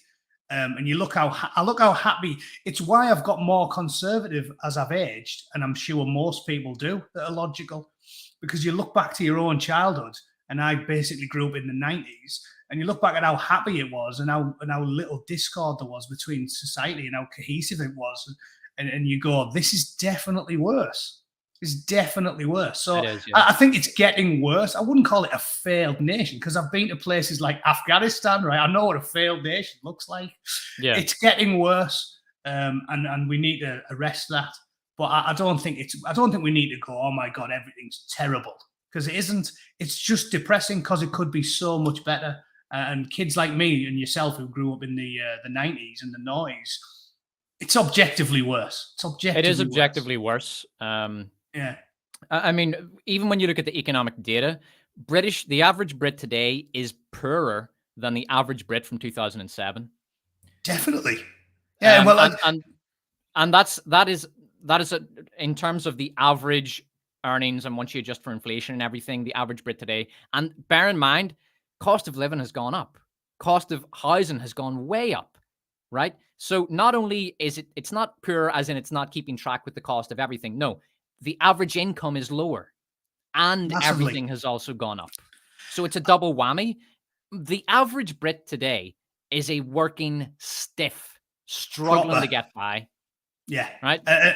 Like all Englishmen, I'll give you the pint analogy because I always use this one when I'm talking to Americans in the pubs out here. I tell them how you're better off here financially. We always, the first thing a Brit or Irishman, or probably anyone from British Isles as a whole, the first thing you say when anyone tells you they're going anywhere and it's cheap, you go, how much is a pint? Right? The pint analogy is a good one because it's universal. And I always say to people, you can tell, they'll obfuscate all they can, but you can tell that it's bollocks because of the price of a pint. Because when I was a lad going out in the borough, and my first job, I was getting like 180 quid a week. But everywhere you went, it was less than £1 a pint. You go like Wetherspoons, it was 99 pence for a bottle. It was 89 pence for a bottle of Newquay Brown and £1 for a pint. Right now, my nephew's got a job. He's making 450 quid a week, but it's £6 for a pint when he goes out on the piss. So I was like, you don't even need to be a mathematical genius. A week's wages when I was 20 could get you 200 pints, and a week's wages now gets you 50. It's obvious to anybody who pays any attention. You don't have to be a mathematician. You just use the pint analogy. Blatantly obvious. It's like, but when I was a student, right, you go get a pint of Guinness, you give them a £5, and then you get your change, and your change should be enough to get you something, like maybe get you a shot of something or some cheap shitty drink. You get something, right? But for a £5 now, you hand over a £5, there's your Guinness. Done. Don't even get that sometimes. $5.20. I hear, man, you fuck me. Don't go to Dublin. You go to Temple Bar, the bastards will charge you €8 for a Guinness. Shocking. It's a scandal. It's an absolute disgrace. Everything. Think about it. The cost of your education, the houses, as you say, you're a working stiff now. I had plenty of money doing a regular shitty job when I was 20. I joined the court in 19. I had loads of money. I wasn't getting paid a lot. Ample money. And now, I told you my last job in the UK, I wasn't badly paid. I got about 35 grand a year all in because of a couple of bonuses. It's not terrible. 35 grand a year is decent. And I was skint. When I'm back in England, it was like, because you pay your rent, your council tax, all these things have gone through the roof. and your phone and your lecky and your gas and your car and your insurance. And it's like once you get your skin to your hour stiff, you've got like £100 a week left for like food, clothes, and footwear or what have you. And it wasn't like that in the 90s and in the 90s. People had way more money, way more. It's obvious, but they just want to lie about it. I mean, I even looked up the economic data recently. The average British family, after all of their monthly expenditure, the average British family is left with, I think, £200 of disposable income. Not £200 of savings. Not £200 of savings. 200, and this is government data, by the way. Not £200 of savings after they've enjoyed their month. Once all their bills are paid, the food and the groceries and all that other shit, they have £200 to go and have a blast with the wife and the kids for a month. Shocking, isn't it? Poor bastards. So that's what I mean. No wonder we're complaining about it. And they're basically on a microcosm version is they try and do that to me or you or anybody who's normal who talks about it in the public space. Oh my God, you're a fascist or what have you. And it's like, I'm just a normal bloke, a normal centrist chap who points out regularly that I remember the 90s and the noughties and I pity the poor little bastards that are growing up now because I know they're going to be skinned, depressed, pill-popping sex pests because that's what the people in charge have been promoted. It's shocking. We were talking about Oasis earlier, and I tell you who I love watching in interviews. Noel Gallagher, he interviews so well. He did this brilliant interview where he basically said this. He said the 90s was the last great decade. Class. It was class. How good was how old are you, Despot? I don't know if I did ask you that. I was born in 89. 89, so 10 years. I did ask you once, 10 years younger than me. The 90s was class, man. I envy the poor little bastards that missed it. The 90s was mint. I was like, what, 14 or something when Definitely Maybe came out, or 13 or something. The decade was amazing. And you look at decade. Fantastic. Like, I basically came into my own. I'm a child of the 90s, and then I grew up as a teen in the 90s. The 90s was pretty decent. Like, do you know what it is? We tend to think in terms of decades, but really the culture and the economy doesn't give a shit what decade it is. The really golden era of like Britain, like modern Britain, would have been probably early 90s to 2007. Then the Great Recession happened, and it's been downhill ever since. Well, Tony Blair, I blame him for nearly all of it. Ever since that rat bastard walked into Downing Street, everything got worse. Everything did get worse, yeah. Yeah, so I blame him. But like I said, I do. And again, you've got to be cognizant of the fact that we all do this. Like, again, this is proven by neuroscience, right? If you all military guys know it, because when you want to get your Green Beret, you get tortured. And you get tortured to the point where I remember going on my first exercise with like 70 blokes. By the end of it, we had about 20. Like overnight, everyone's just like, oh, yeah, I'm done. And then you look back at it, you look back at crawling through the nettles for an hour with your balls out, and you go, hey, that was pretty funny. At the time, it was torture. Yeah. So I've always knew this, but I read a piece recently about it saying how they asked people to rate the holidays by how good they were. And then they went back to them like 5 years later and asked them about the same holidays. And everybody gave them way higher marks. Because it makes sense from a neuroscience has proved it, but it makes sense from a common sense point of view, doesn't it? Because the human brain's had to deal with a lot of trauma. We've had a traumatic evolution. So it's probably the way you deal with it to mitigate mental illness, right? So if something terrible happens to you, like absolutely awful, 10 years down the line, you probably look back and go, oh, yeah, it could have been worse. It's the way we are. So I'm aware that I know what you're getting at. Rose-tinted glasses. You know what I mean? I know what you're getting at. But that's why I was very careful. Like it was the 90s really that good. When you look at the cultural metrics and the economic data. The economic data is very clear. The average Brit is much worse off today than they were 20 years ago, even 25 years ago, 30 years ago. And then just look at the culture, right? There are no great bands anymore. There are no great British artists anymore. They're all Liam Gallagher's still massive, isn't he? Because all the kids are into him now. The poor little bastards. Nobody of their own. Who else are they going to have? Like, you look at the 90s, you had Pulp, Blur, Radiohead, Oasis. The list just goes on and on. Supergrass. It just goes on and on and on. And you had all the great bands in the 80s as well. And what is there now? Can you name one great British band that has shown up in the past 10 years? One? Even the ones I think that are old, they aren't. There's ones that I like, and I go, someone says to me, do you like anything new? And I go, oh, yeah, I quite like Avicii, he's new. And then I go on Google and I'm like, oh no, he committed suicide like 8 years ago or something. Mumford and Sons are all right, but I think they came out in about 2012 or what have you. I can't name anything from the last 8. Nah, it's just shocking. And I've always been a big music fan, like, but there's just I gave up. I gave up basically around 2020. I just couldn't be bollocksed anymore. For me, it had gotten to the point of diminishing returns. So I have Spotify and I have all these playlists on Spotify year by year from the 50s up to the present. And I've got all the albums that I like on there, really well organized by year. And I just gave up trying like around 2020 because I thought, you know what it is? The amount of effort I have to put in to find good stuff, like for every decent album I find, I have to listen to 30 or 40 albums of utter shite. Now, I'm not going to listen to the whole album. I'll only listen to the first couple of songs and be like, yeah, okay, fuck this is terrible. But it had gotten to the point of diminishing returns. There was just so much garbage out there. And we're talking about stuff that's not super obscure. It's recommended to me by my Spotify feed based on what I like, which is fairly decent. It's a decent algorithm. But there was just nothing there. There was so little. The only good British artist that appeared in the past few years that I'm aware of is a Filipino British girl called Bea Abadubi. And she's really good, but she was the only one. Yeah, well, you're getting old, mate. That's exactly what happened to me, right? About 10 years ago, you just go, you know what? I'll know what I like now, and I'm done with all this shite. And you just stop trying. Yeah. But it's part of aging. So what I was going to say was, again, being a man of logic, I'm aware of the rose-tinted glasses thing and the neuroscience. So I always try to look at hard data, and that's taken us back to, basically proving ourselves right again. You look for the data, and the irrefutable stuff proves that it was better.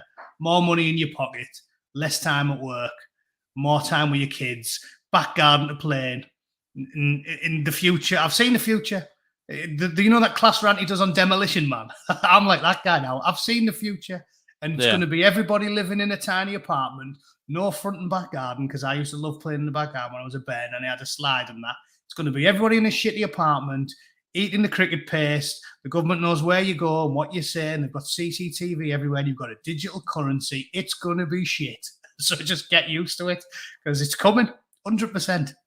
It is going to be shit. That was the other thing Noel Gallagher said in that interview. He said, I don't want to live to be 80. That'll be like, 2050? What's the world going to be like in 30 years? It's going to be awful, isn't it? That's Shocking. What Noel Gallagher said. And he's right. He's right. He's no philosopher. He's not the smartest man in the world. But, I mean, that's kind of the point. He just sees through all the bollocks. You know what I mean? Well, it's like Orwell said, didn't he? Because essentially he explained the whole thoughts behind 1984, saying that people in power always gravitate towards authoritarianism because it's like water running downhill. Like, people with total freedom are a massive pain up the arse, and they want to be able to administrate efficiently. So it just naturally leads you into authoritarianism. So things like CCTV and digital currency and Biden stashing it in his bill about where the cars have to have an off switch. Have you read about that? Like, that's not a fucking conspiracy theory. That was in there, saying all these modern electric cars by like 2026, they have to have an off switch so that if you're going on a rampage or something, the government can press a button and your car turns off. Like, that was hidden in the legislation. And you can understand why they do it, right? Because obviously you don't want to have a nutter in a car driving down a street mowing people over. But a normal person thinks about it and goes, yeah, of course you don't. But what can go wrong? And a politician doesn't. They just go, that'd be a good thing to do. Don't want to have anyone driving where we can't. We don't want to have anyone killing a load of kids in a car. Well, of course we don't. So we'll just make it so we can turn all the cars off. And if you go, yeah, but isn't it? They go, oh, so you want to kill kids? So everyone shuts their mouth and goes, all right then. But they never think of the negative. Normal people go, oh yeah, that sounds good. That'd stop all these things. But then you go, oh yeah, but what could go wrong? And they just scrub that part out. So that's where we're heading. Anything that they can do to exert more control over us, we're getting it. So all the cars will turn. So think about it. Me and you will have a chat and I'll say something controversial. And then he'll go, oh, I don't like that. And then I'll go, right, Despot, I'll nip round your house in 10 minutes. We'll go for a pint. Put your car keys in. Now it happens. It's like, yeah, you've said stuff we don't like, so fuck you. You're not going for a drive. That's what they want. They, especially the likes of that's what they very much the EU model. They really want that. The EU basically wants to establish a technocratic dictatorship. Exactly. Technocracy. That's what's happening. That's what we're getting. The powers that be, the EU, the Americans, ourselves, everybody. That's where we're heading. Every government in the world's going to want to do it because it's addictive to have the easy route. Yeah, but they all want to be China. Exactly. Where the social credit score of the system is coming to everyone, and it's because it's addictive. Do you think? I mean, they're all terrible, but the worst out of the lot's Trudeau, whereby you disagree with him on one thing and he says you hate black people. You know, and they were saying like, I don't fancy this injection. And somehow he segues from, oh, if you don't fancy an injection, you want to gas all the blacks and you hate women and you punch lesbians. Yeah. It's like, what? What other reason could you have? What other motivation could you have? That has to be that, right? Yeah, and you don't think he'd jump at the chance to have it so he can turn your car off when he wants, not give you a plane ticket when he wants, stop you spending your money where you want to spend it. You want to go buy a packet of tabs or a few cans, and the government goes, oh, hang on, that's bad for you, and it might cost us more money if you have to use the health service. So you're not drinking for the next 6 months, son. And normal people like me go, yeah, well, you can make arguments for all of these things, and I probably agree with a lot of them because I'm a pleasant liberal chap and I do get it. But I can always think of counter arguments as well, and that's the bit they ignore. So, of course, we want to stop people being alcoholics, and we want to stop kids getting killed, and we want to stop people saying murderous things. But the game's not worth the candle when the price is completely losing your freedom as a normal person, and 99% of people don't want to do any of those things. They just want to be left alone to enjoy themselves. It's, yeah, we're fucked. It's all coming, 100%. Yeah, I mean, there might be... We'll not get into it too much. I mean, I don't want to do a whole futurist conversation, but basically I agree with you. I think that a lot of this stuff is basically unavoidable, unfortunately. I mean, our last hope is, of course, that I do become dictator and can form a dictatorship of freedom centered around the person of the despot and, liberate the nations of the West. But, we'll see. The benevolent dictator is definitely preferable to all students of history, right? Nobody looks at someone like Julius Caesar and goes, oh, that was terrible. Yeah, I have people, I've like friends and family back home, and I'm not exaggerating. They have said things like, at this stage, I'm basically ready for a military coup. I wouldn't even object if the British Army just marched into Parliament and said enough. How much worse could there be? Some fucking old general in charge. How much worse could there be? Exactly. It's like, look, we're just going to be in power for 20 years or something just till things settle down. We've got to get the country back on track. This is a mess. Yeah. Like, honestly, I reckon most, not a large majority, but most would probably go along with it because things have gotten really shite. Really bad, yeah. Yeah. If you just got the basics, like I said, the 3 kitchen table issues over here, well, in every Western nation are the same. It's uncontrolled immigration because you don't know who's coming in. It's the economy and it's healthcare.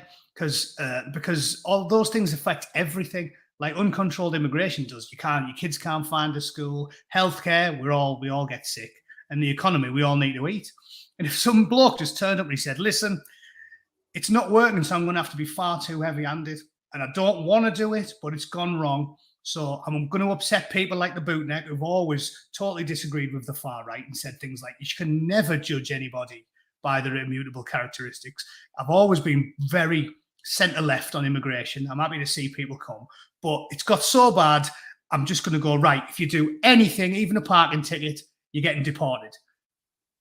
And I'd be like, yeah, that's bad, that. But if it would demonstrably make things get better very, very quickly, because you'd have thousands, tens of thousands probably in the first month who are going to get slung back to where they come from. And then suddenly there's less pressure on the roads, the schools, the hospitals, the economy, the working class people. If it really started showing results dead quick, loads of people would go, it's a bit shit, but I'll take that. Things are getting better, aren't they? Because you worry about your kids.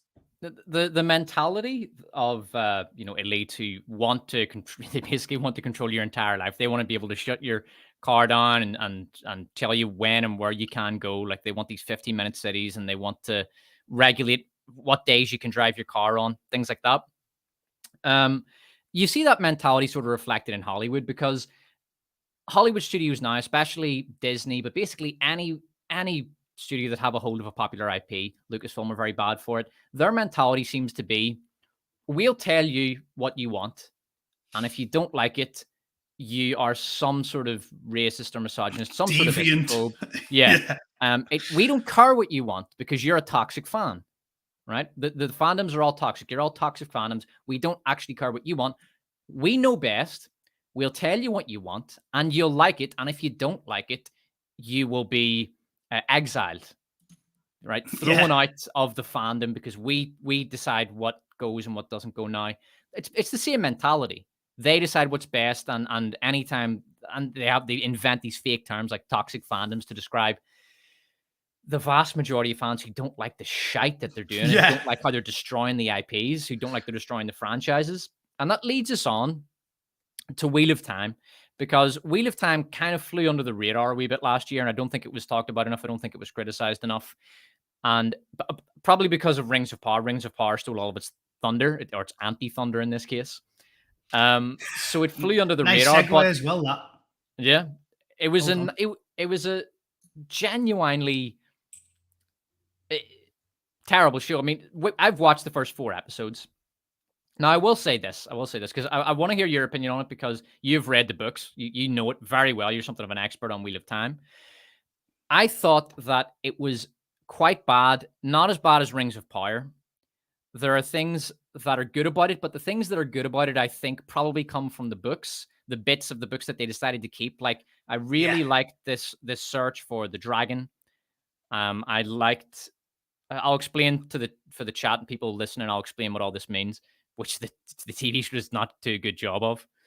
I'll just basically, I will give the quick premise of the Wheel of Time. So I only watched the first 4 episodes, and this is what I got. And it's not an easy show to follow. It's very convoluted and messy. It's a real mess of a show. Basically, there is a group of witches. I forget what they're called. And they're looking for the Aes Sedai. The Aes Sedai here, these witches, they're looking for the reincarnation of a very powerful being. And this being is referred to as the dragon. And they have identified an area where they believe the dragon has recently reincarnated, maybe 20 years ago. So they go to this area and they round up 5 people who are about 20 years old, because they think, well, one of them must be the dragon.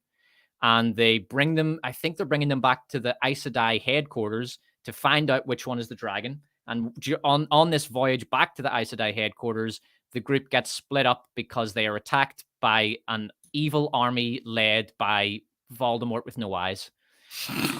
Something like that. But that's basically what I got from it. The issue with it is, right, like I said, I'm a big fantasy buff, so I read it. I started reading it decades ago when it first came out, and then, it took years, and then Brandon Sanderson finished it. But the issue with it is, it's a massive volume. Like, even the first book is massive. It's about 800 pages or something.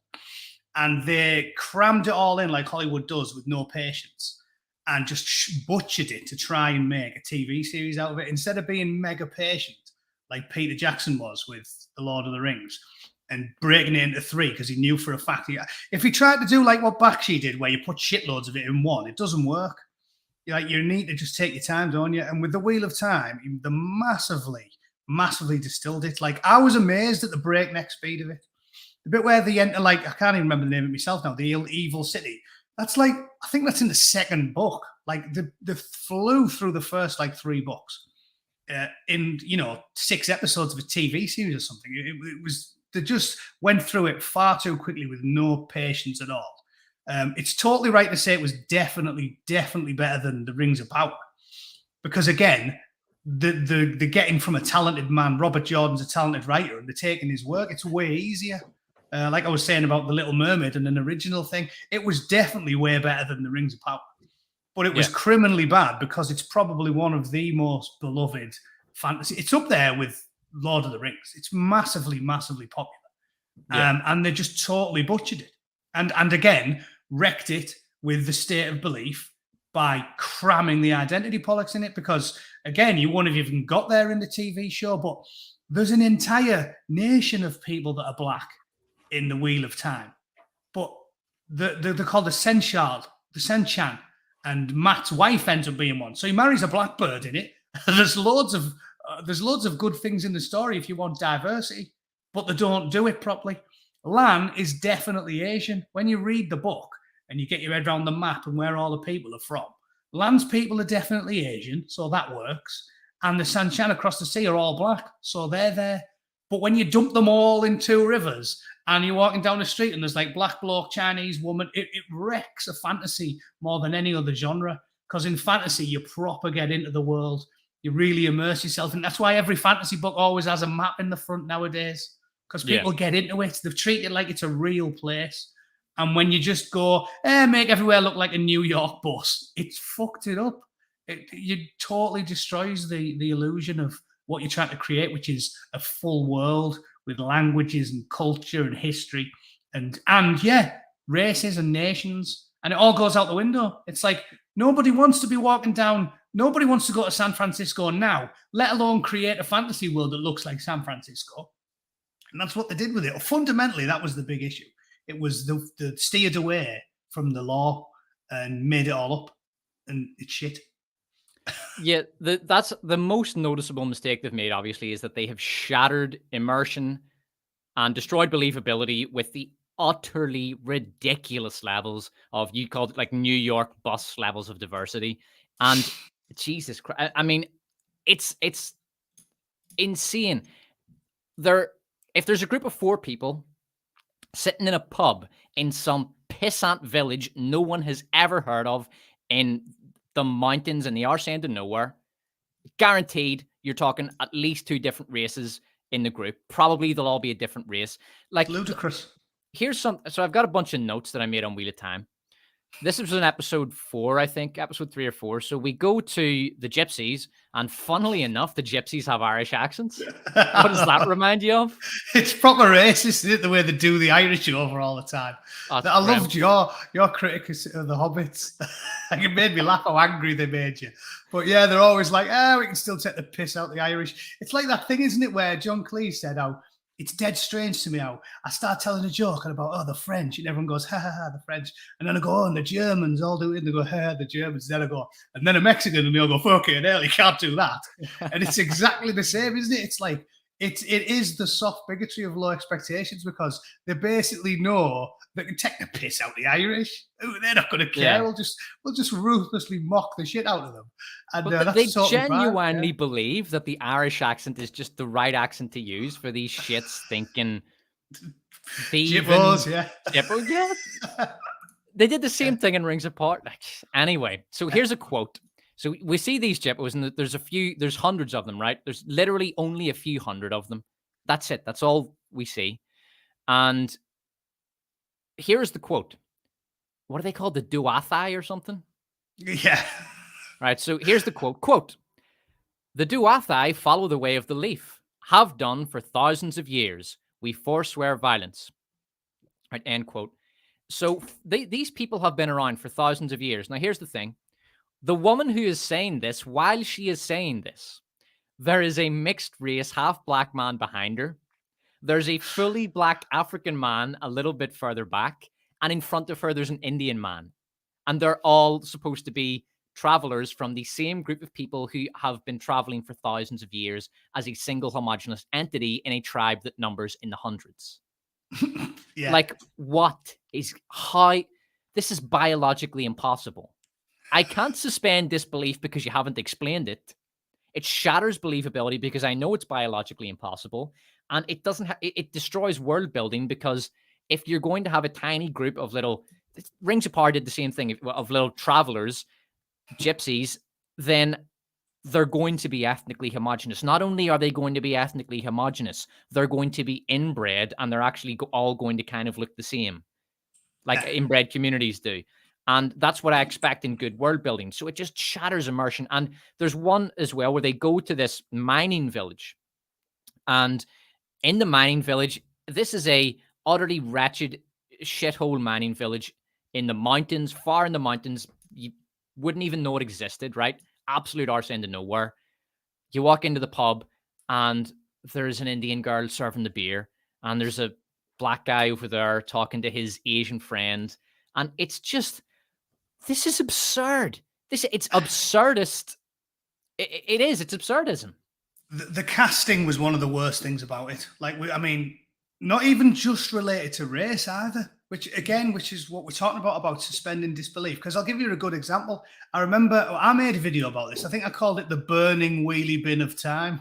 Right, but Randall Thor looks like Randall Thor should look, but he's Dutch because he could barely talk. Like when he's delivering his lines, you can see that he cannot speak English as his first language. And again, it's fine, but don't cast him in a fantasy film where they're all meant to be boyhood friends from one little shitty place, Two Rivers, where they don't meet anybody else and they're very, very insular. Because the age of heroes, they're all from Manatharan, and they keep saying to them, oh yeah, the blood of Manatharan is very, very strong in the Two Rivers because they're sort of insular. And they've cast a bloke who you can see can't speak English. So it's like, if you want to make it in Dutch, hire everybody who's Dutch and make the show in Dutch and just put subtitles on. But it's this modern shit. They've hired a guy who's Dutch, and when he's talking, he's like, hey, hello, Matt, how are you? You can see that he's not from there. Like I said about, what's his name, Javier Bardem. It does shatter the world building. If they're all from the same place, they have to talk the same. Yeah. If you want a lot of Dutch people, then make another, make the Senchan or whatever, make them all Dutch. But when you just do modern casting for a modern audience and they're all from different places, and it's fine because we all live in London and San Francisco and Dublin, it's fine now. Yeah, but it's not because it's a fantasy show. So Randall Thor was even bad. He looked like he should have looked, but he couldn't speak the language properly, and he's meant to have grew up with Perrin and Matt. They grew up in the same village, and he can't speak English properly. It's ludicrous. You have to get it nailed on with fantasy. So it's not even just about the really races. matter. Yeah, the details matter. Like, and like you said, the show is so bloody impatient. Like, it burns through so much stuff so fast, and it goes so fast that it's leaving these massive plot holes. There's one scene where the Trollocs. Now, Trollocs are these Minotaur creatures. They look like giant pigs that walk on two legs and they carry swords, and they're basically Minotaurs. And there's an army of Minotaurs marching down toward this village where these 5 people who the witches think are the candidates for the dragon. Possibly the dragon is reincarnated as one of these 5 people. And the witch says, right, we've got to get you all out of here now because the Trollocs are coming. So they all run off. And that's it. Like, I thought, hold on, did the Trollocs not run down the mountain and destroy the village? What happened? They don't address it. We never see the village again. We don't know what happened. Like, and the Trollocs attacked the village the previous night, and there's a massive army of 300 of them coming down toward the village, and it just cuts away, and it does the next thing, probably another 500 pages of book over the course of the next 10 minutes. So you've got these plot holes as well, but the details are it's really poor. You said yourself, like, there's a lot of diversity in this world, but they were so impatient. They said, no, we don't want that kind of diversity. We want our kind of diversity, modern diversity, university campus diversity, LA diversity, and everyone everywhere is insanely and absurdly diverse. And the thing is, they'll say things like, oh, well, we just want to reflect the world as it looks like today. It's like, have you been outside LA? Have you been in the world? Because I have. I've lived in several different countries. I've lived in villages where I was the only white guy. And the only part, like, I lived in a village in the Korean countryside for 8 months, and I only saw Korean people. Like, I was the only white guy there. And you say, oh, but Korea is an ethnically homogenous country. Okay, I lived in France for a year, right? And if you go into the countryside, out in the sticks, yeah, you go out into the countryside, you very rarely see foreigners, right? Very rarely. You're very rarely the Arabs and the Africans. The vast majority of migrants in France are Arabs and Africans. They live, generally speaking, in their own quarters. Like, there'll be certain quarters of the city where you'll just have Arabs or you'll just have Africans. For example, I lived in Lyon for a year, and the Arab quarter is called Guillotière. And Guillotière, you see obviously lots of Arabs, and you'll see the mosque, and they have their Islamic funeral parlor, and you'll see the Arabs outside the cafe smoking and drinking their coffees and talking very animatedly, because they don't, some of them, I think most of them don't drink alcohol, so they kind of substitute the vice with coffee and cigarettes. So they'll go through like 10 coffees in an hour, and they'll smoke their lungs out, and they look like little cartoons. They're so animated. They're so hyped up on caffeine. It's actually quite funny to watch. It's a nice enough area, but like you generally will just see Arabs there. And then you go to Paris, Saint Denis is going to be mostly Africans.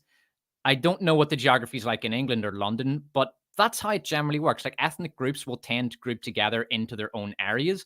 But in these shows, these fantasy shows, you walk into a bar and you've got a black guy, an Indian, a Japanese guy and a Martian, and they're all having a pint around a table. And it's like that doesn't reflect the real world, though. The real world looks very different. You've got urban diversity where people quarter off into their own areas, and basically it's basically voluntary racial segregation, essentially. And then you go into the countryside and you'll see very, very little diversity. It's almost uniform ethnic homogeneity once you get into the countryside. That's what the real world looks like. You might have stumbled onto the reason why even these things do shit abroad, right? Because, you know, I'm sure there's tons of Robert Jordan fans in China or in India. These things do shit abroad as well, because it'll be the same thing. They want to believe in the world they're watching. And if you're from a little village in China or a little village in India, and you see it, and there's Chinese and Indians and black dudes and Europeans, they're all in one place, you probably go, this is stupid. It doesn't really make any sense. Why would a bunch of kids who live in the same village all be from totally different places? Yeah. It spoils it for everybody. And like I said, it's just a cry and shame, because it's probably top 3 of my favorite fantasy books like I've ever read. It's fantastic.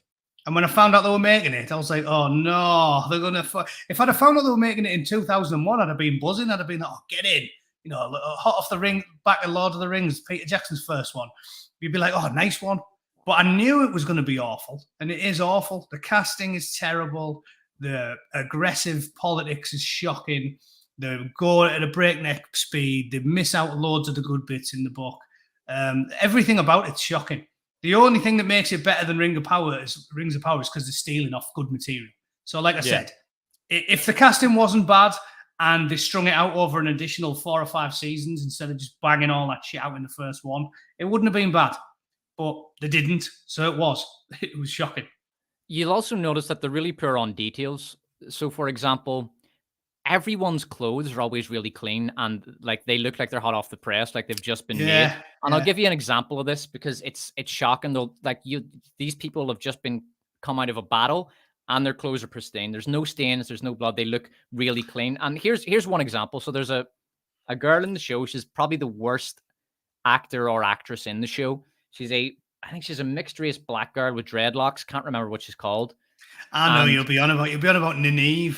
Nynaeve, yeah. I think the actors in the shows are generally quite good. The actors that they cast, they're decent actors and they do have some talent. But this Nynaeve girl, she is awful. She is bloody awful. She's an awful actress. Horrible to watch. But there's one point where she is captured by a Trolloc, which is one of these Minotaur creatures, and he drags her off through the dirt and the mud and the shit into the forest, and then she has to run away from the Trolloc. And then she kills the Trolloc, and then she runs off again, and she tracks the group. She tracks the witch group through the woods for days, and she finally gets to them. And when we see her on screen again, her clothes are spotless, no stains. She's quite clean. It just, how do you miss that? Why isn't she covered in mud and shit and dirt and blood? Why does these clothes look like they just arrived out of the costume department, brand new? You know that it's bad because I knew exactly who you were talking about. That could have been like 5 or 6 of them. Could have been Egwene, but I knew it was Nynaeve because she is shockingly bad. Out of all of them, the only good 2 is Rosamund Pike because she can actually act. Good, yeah. She doesn't look like Moiraine, but she can act. So she's good, and Matt was brilliant, perfect. Like he looked like you expected Matt to look from reading all the books. Yeah, Matt's the one with the sisters, isn't he? Yeah, he was really good. Slightly strong Cockney accent, but basically he was good. Him and Rosamund Pike, but they're the only 2. The rest of them were terrible. Perrin is a fucking brick with a face drawn on it. Just replace him with a brick with a face drawn on it would have been better. Perrin was wooded, and Nynaeve was appallingly bad. So that is Perrin the black guy with the fuzzy hair? Yeah, he's the blacksmith. The squishy face. Yeah, he's wooden. Shocking.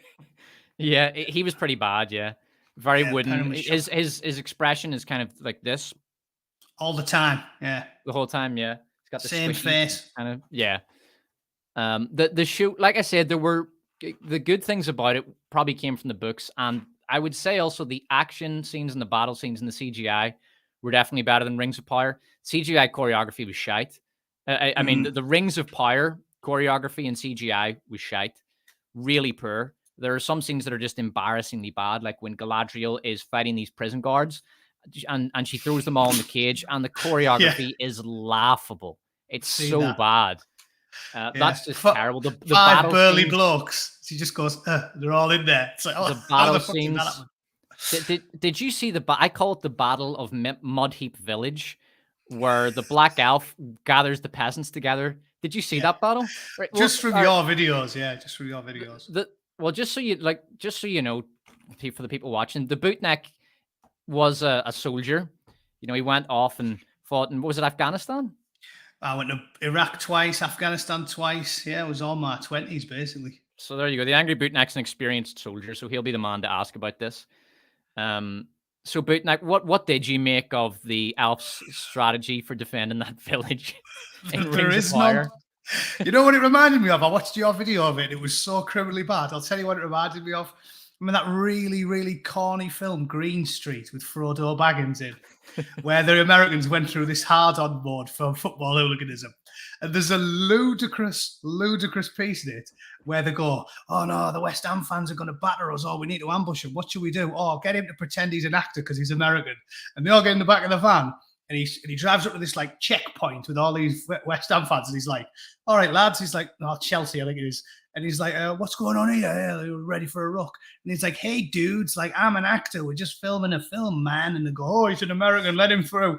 And then they drive past them about 15 yards, and then stop, and get out the back of the van, and run at them and beat them up. I was like, none of this makes any sense, and that's what it reminded me of. Saying that it was like that wasn't a tactic. That was a plot device for a bad film and TV show.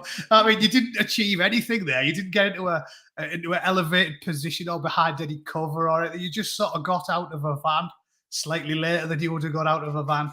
And that's what that reminded me of, where they like make a little barricade and then just fuck the barricade off 2 seconds later. Like, the other thing is, I didn't understand why they were defending this village, because when you defend... Surely, I mean, you can speak to this. If you're going to defend a military position, you need a strategic or a tactical reason to do so, right? Yeah, you just ditch it. Could you identify a single good reason from a military perspective for them to defend that village? Everything about it was ludicrous, like to the point where, I mean, you did a much better job critiquing it than I would, because I'm not a mega film buff like you, but no aspect of it made sense. Like the aforementioned van scene, you just think, why? What did I just watch there? Was there not a discussion about this? And then I think, didn't you say like they defend that, and then they get to a place that's actually defensible and they need, and they go, fuck this off, we don't need this. Yeah. It's like, it seemed to be the exact opposite of what you do. So yeah, ludicrous. So that was like, Wheel of Time isn't that bad, and it also doesn't have the Mary Sue nonsense. Like, the women in it are actually vulnerable. They do get wounded and they do get hurt. And there are occasions where men save women, and there are occasions where men just beat women in a fight. These things happen in Wheel of Time. You would never get that in Rings of Power. Rings of Power is super extreme. Like, when you watch Wheel of Time, and it is woke and it is crap, you realize just how bad Rings of Power is, because Wheel of Time is shite, and it is far better than Rings of Power. Yeah, well, I mean, as I said, the borrowing from one of the real greats there. Rings of Power, they really did make it all up, didn't they? It was not based on... they had... I originally thought it was based on the Silmarillion. It turns out I was wrong. It was based on the appendices to one of the books. I forget which one. Something they had almost nothing for, right? It wasn't the Silmarillion, no. So it was like they literally had to make it all from scratch. And as we talked about at the very beginning, these people have got no charm, talent, or charisma. So they were hamstrung. I'd agree with you, right? Like, obviously, Rings of Power is a 1 out of... Rings of Power is a 1 out of 10, and Wheel of Time's a 3 out of 10, right? It's obviously way better because they were cherry picking the best bits from the books. And the books are 9 out of 10. So they've got a massive advantage, haven't they? I mean, it's obvious that's what it is, because look at Game of Thrones. When they were just carbon copying it from the books, it was superb.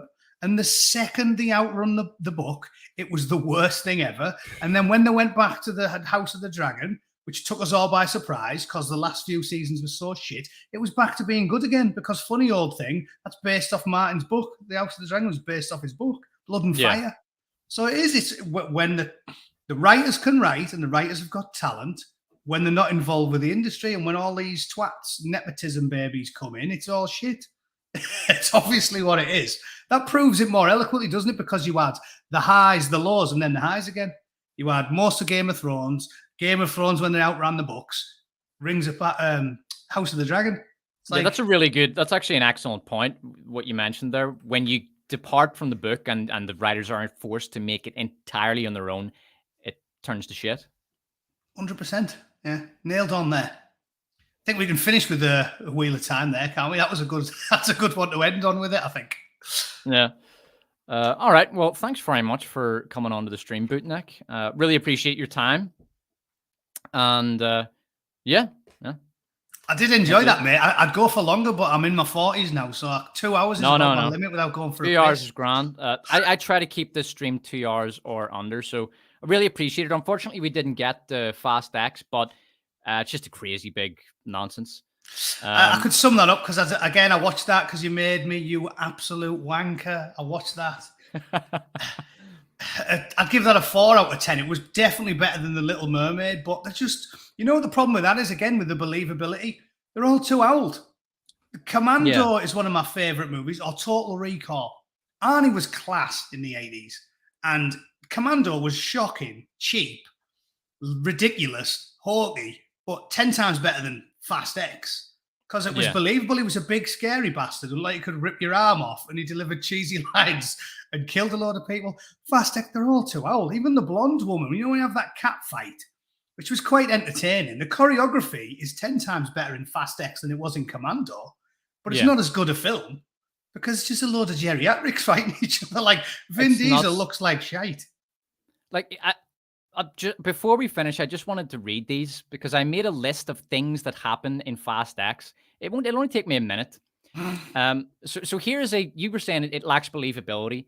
Here's a list of things that happen in Fast 10 and spoilers. So for those of you that really want to see the movie and you don't want it to be spoiled, I'm about to spoil the shit out of it. So you're warned, spoilers. So here we go. The team car chase a giant ball bomb through Rome. The ball keeps rolling toward the Vatican despite not having a remote control because the script said so. Dom drives his car off a bridge into a crane, causing it to swing around and knock the bomb into the river. Dom is fine. Despite being the world's most wanted terrorists after Rome, the team all escape Rome, and the team transport to London in a trade crate and Rom to Rio de Janeiro. I forgot how he got there.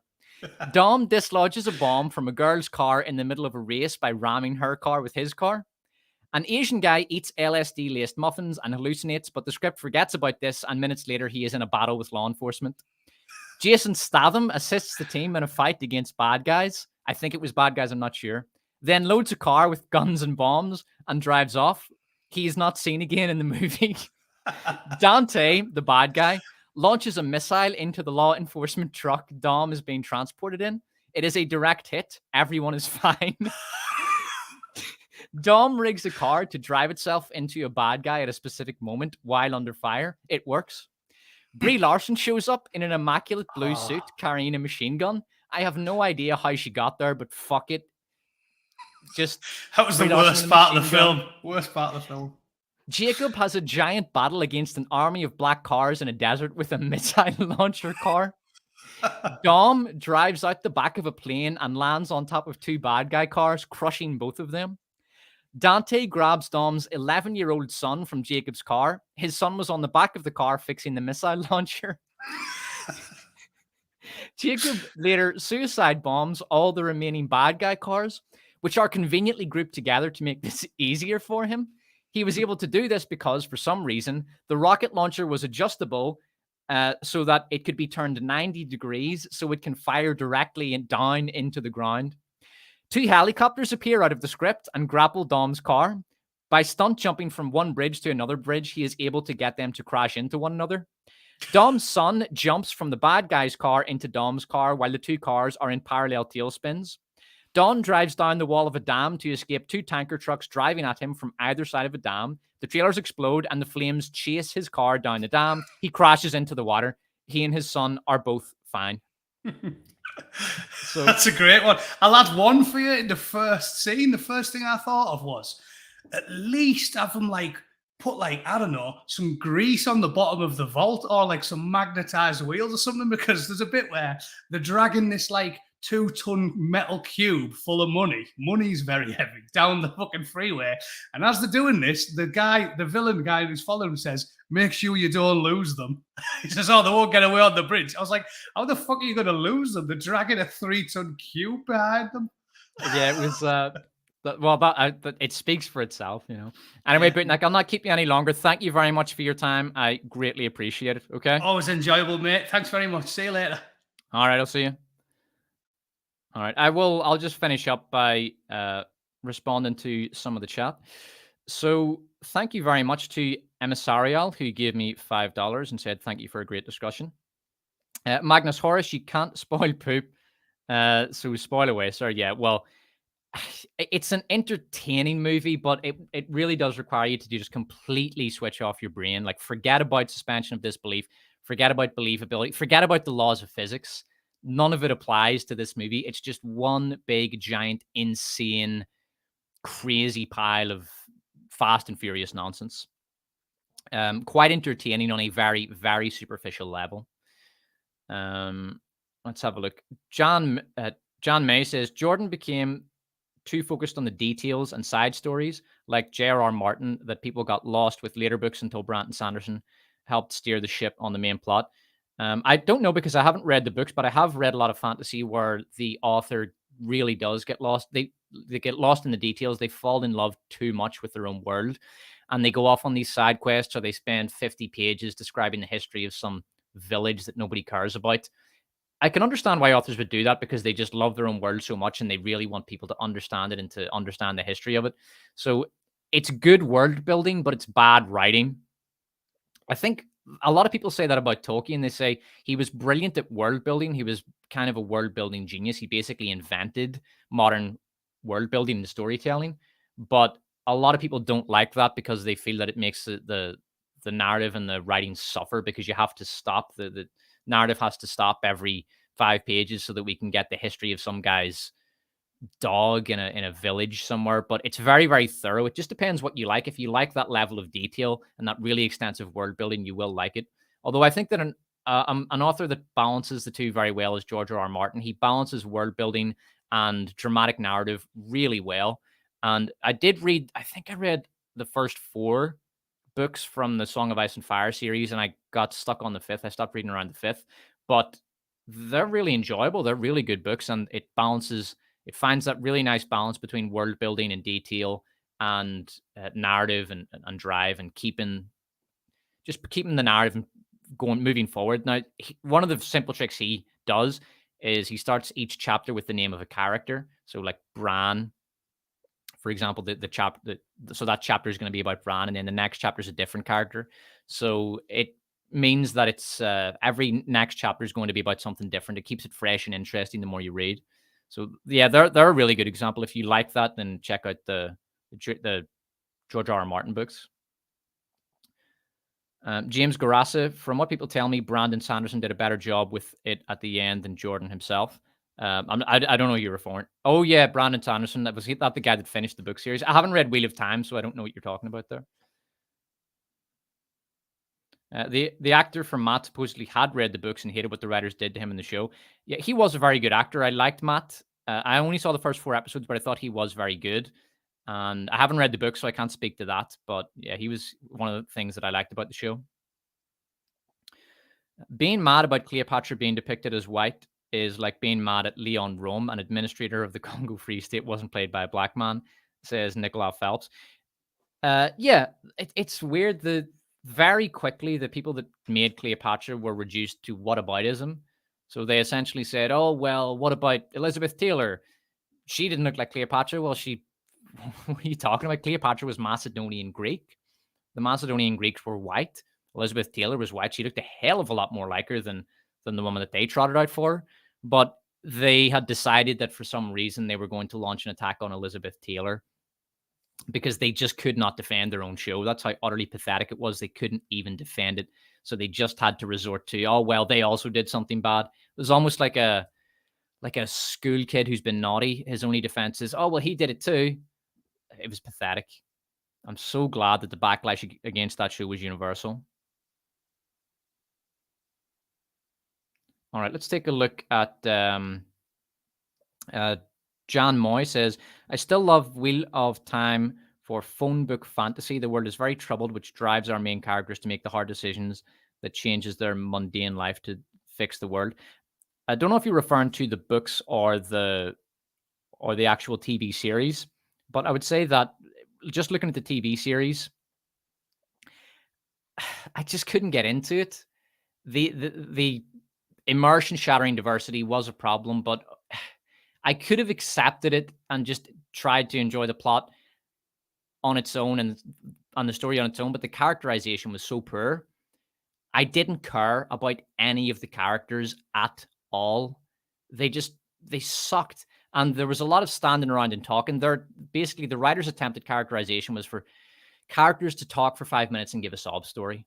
And that would make you feel something for them. But that's not characterization. If you want to make people feel something for characters, you have to make the characters compelling. Fundamentally, they have to be compelling characters on screen. You have to like them for their personality. Like, why did people like Ned Stark? Did they like Ned Stark because he had a compelling sob story? No, they liked him because he had a great personality. He was an honorable man who was conscientious and interested in doing the right thing. And he was driven by a sense of duty, and that came out in his character. He didn't need to stop and talk shite for 5 minutes about how he had a hard time as a kid for people to like his character, but that's the approach that they take in Wheel of Time. Really poor amateur writing. James Girassa says, Wheel of Time is a polarizing series. You either love it or hate it. I was seeing that on Metacritic. When I went on to Metacritic to look at the reviews, generally speaking, people either loved the show or they hated it. So, and there were very few mixed reviews. It was either like the red bar for the negative reviews was really long, green bar was quite long, and then the yellow bar was very short. So it was very much a case of either loving it or hating it from most people who watched that show. In my case, I would be mixed on it because I haven't read the books. If I did read the books, I'd probably hate it. There were things I liked about the show, probably the stuff they stole from the books. Well, they adapted from the books. And there was a lot of stuff that frustrated me because it could have been good and it decided not to be. All right, let's see what else we've got. Morgan, Arizona says, as someone reading Tolkien for the first time, could not agree more. He waxes in paragraphs about trees and grass, etc. Yeah, I did. I read The Hobbit and the Lord of the Rings trilogy when I was a teenager, and I really liked The Hobbit. I was really disappointed with those movies. And the Lord of the Rings books I didn't enjoy, to be perfectly honest. I respected Tolkien's world building and I thought the characters were good, but I just didn't like his writing style. It was too boring for me. Like, my favorite writer is probably George Orwell, and he writes in a very clear, direct style. And you read 1984. 1984 is one of the greatest books ever written. It's beautiful. I've read it 3 times. It's beautiful. It really gets to the heart of the human condition. It has this amazing love story in it, and it's got all the politics. It's known for its politics, but it has such an incredible love story at the heart of that book. It's amazing. It shows just what a great thinker Orwell was. Like, he could think on that political level, but he understood that it's not enough to have this. The book can't be a political diatribe. It needs to be human. He needs to take it down to the most fundamental human level. And what is that? It's a simple story of a man, and a woman falling in love and trying to have a relationship with each other, but they can't because it's forbidden love. It is a story also of forbidden love. 1984 is one of the great masterpieces of history. It's brilliant, but I like that style of writing. I like clear, direct, beautiful writing, and I don't think Tolkien was a beautiful writer. Not stylistically. I think he was a great world builder, but not a beautiful writer. But Frank Herbert was. So Riesla Lazy says Frank Herbert's Dune books are a fucking masterpiece. I absolutely agree. I've read everything up to God Emperor. So I think I read, is that the first 4 or the first 5? I think God Emperor might be the 5th. It goes Dune, then Children of Dune. I forget. But basically, yeah, I've read the first 4 or 5. And my favorite is the first one. I think the original Dune book is an absolute masterpiece. It's brilliant. God Emperor is really good as well. I would love to see what God Emperor would look like as a movie. First of all, what would the actual God Emperor himself look like? Like this giant worm emperor who's 4,000 years old or something. That would be really interesting. It would be fascinating, you know? So I'd love to see that depicted on screen. It's why I hope Dune Part 2 will be a success so that they can make more of them. And I did quite like Dune Part 1. I thought the thing people forget about Dune Part 1 is it's only half a film. And it is kind of superficial. Like, he doesn't get to the depths that I wanted him to, like Denis Villeneuve in the movie. But at the same time, Dune is a bit of a poison chalice as a movie. If you wanted to do that, if you wanted to do Dune properly, you would need a TV series. You would need like a Netflix series with a big budget. And the first book would probably be like 2 seasons. And then at the end of the second season, you'd have the end. And you, if it was successful, you could move on to book 2 in the third season. You'd need that. You really can't do Dune as a movie. You can do it on a superficial summary level as a movie. I mean, even Denis Villeneuve, breaking it up into 2 long movies, you could see that he was struggling to get a lot of the lore and a lot of the detail in there. And I think he did quite a good job, but it's such a poison chalice. It's definitely better than what Lynch did. Some people give Lynch credit for that movie, but the way he portrayed the Harkonnens was just unforgivable in the Lynch version. All right, let's see what else we've got going on in the chat. So Nasty Fripple says, you should read a newspaper article Orwell wrote from the series As I Please, December 27th, 1946. Yeah, I haven't read all the Orwell that I could. I still need to read all of his essays and newspaper articles, so I might look into that. James Garaza, you June guys are smarter than me. I was lost in the second book and gave up. Yeah, I mean, you have to really get into the universe. I love the second book because I really liked the character of Paul Atreides' son. When he becomes emperor, he's a very short-lived emperor, but I thought he was a great character. Leto, I think he's called. Is it Leto the Second? He was great, and that's a really good book. A lot of spiritualism in there. And at the start of the book, Dune has become a very different planet. It's quite different from the first book, but I really enjoyed it. I think it's a more mainstream sci-fi book than the first Dune. The original Dune book is definitely the best of the lot, but I did really like that second book. So Nasty Fripples, it was so boring and I didn't feel the casting fit. I think you're talking about the Dune movie from Denis Villeneuve. I don't like it enough to necessarily defend it from attack. So if you say, oh, I thought it was boring and I didn't like the casting, I'll just say, well, fair enough. I don't love it. I think Denis Villeneuve did a good job. I don't think he did a great job.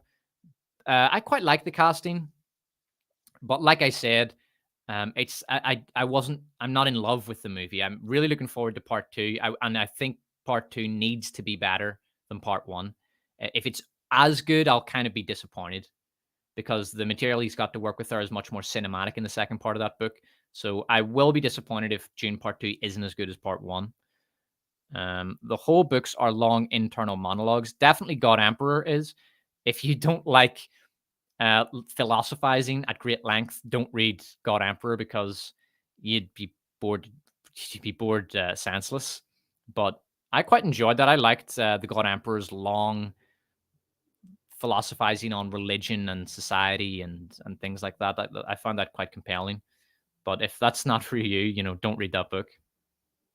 All right, I'll just do a few more of these and then I'll wrap it up. So the studies are in diversity drives down trust between races and even of the same race. So that's from Nasty Fripples. Yeah, I've seen those studies that when you have a lot of diversity in an area, people spend more time inside and they tend to hunker down and they become more insular. I've seen those studies.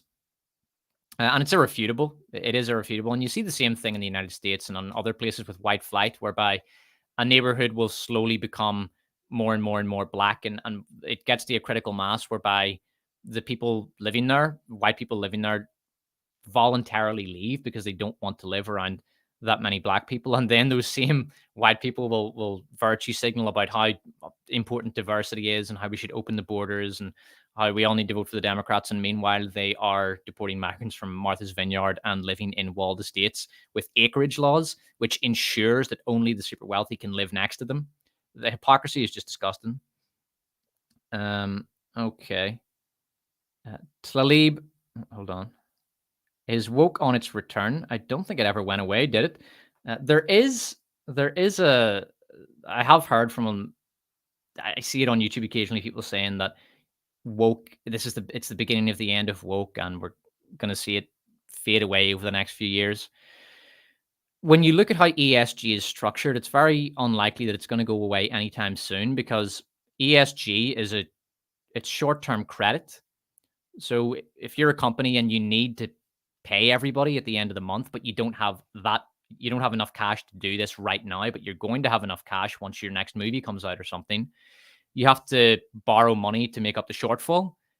And that money is directly tied to ESG. If you have a low ESG score, you will not have access to those credit lines. So as these companies that are releasing all this woke garbage do worse, they're going to become more reliant on ESG credit. And so you might actually see them double down. And it recently happened with Anheuser-Busch with Bud Light. They kind of doubled down, and they donated $200,000 to a pride parade, for example, or to something like that, some pride organization. And it's because they're very heavily reliant on ESG money. So as they get worse and as their revenue shrinks, you might actually see them become more woke, because they then become more dependent on the ESG credit.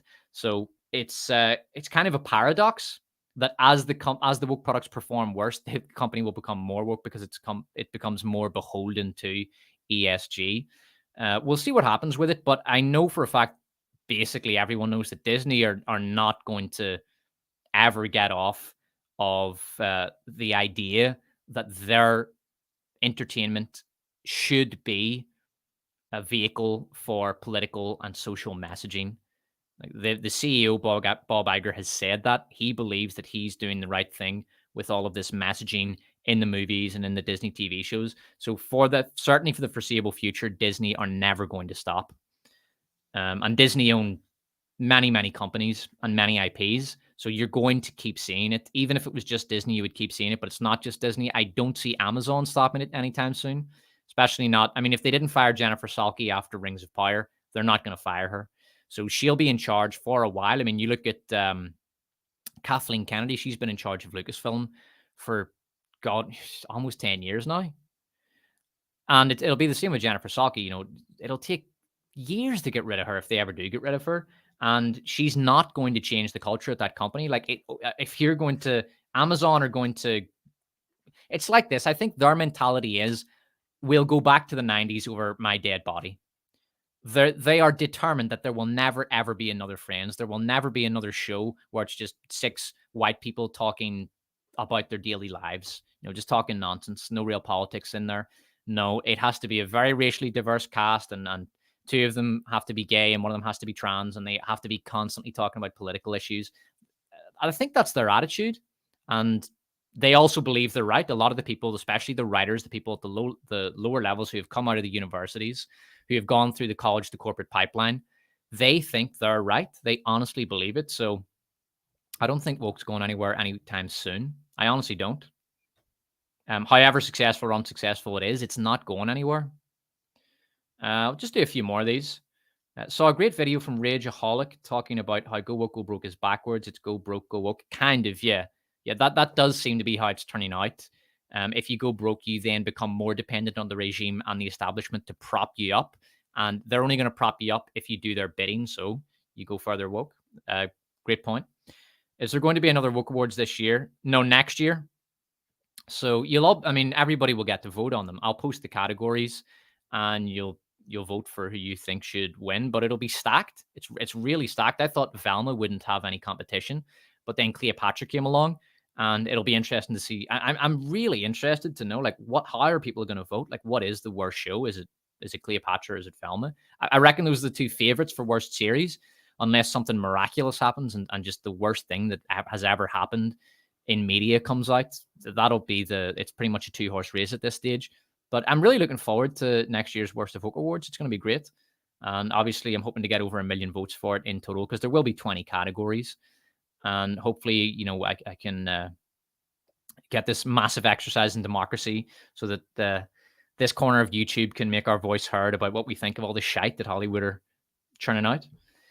Okay, so at this rate, 2 seconds. At this rate, this year's Woke Awards will be better than last year's, says Moy. Yeah, it's turned out well. It's really stacked. I don't know if it'll be better. It depends what happens in the year, because I mean the Jussie Smollett and the Amber Heard stuff was just great material to work with. So it's like in boxing, you can only fight the man across from you. And when it comes to the Woke Awards, I can only work with the material that I get. But so far, it's been a great year, and it's looking good. I think it'll be a great award ceremony. Next year. Magnus Horace says KK is a walking tumor in human form. She's not popular. Star Wars fan. But at the same time, though, I think it's not even a case of Star Wars fans hate her. They just don't care anymore. Star Wars fans are just done with Star Wars. I'm done with Star Wars. I don't care. I haven't made a Star Wars video in ages. And I used to make a lot of them on this channel, especially when I started the channel, because I just don't give a fuck anymore. I don't think any Star Wars fans do. I read comments in my comment section occasionally from Star Wars fans who are much more passionate than Star Wars fan than I ever was. And they say things like, Star Wars is completely dead to me, and I just don't care anymore. Because the market was oversaturated with all these garbage products and all these garbage shows. The characters have all been murdered in their update for a modern audience. Like what they did to Obi-Wan was sick. They made Han Solo into this kind of pussy-ish. It wasn't so bad, but what they did to Lando Calrissian was unforgivable. I can't even go on, man. Like everybody's just done with Star Wars. It's the most dead franchise out there. All right, so let's have a look. Alexander Kochalak says, I'm tired and I'm going home with mega large groceries in a bus. But the live from you made my day. Thanks. Greetings from Poland. Well, thank you very much, Alexander, for listening, and greetings. Okay, so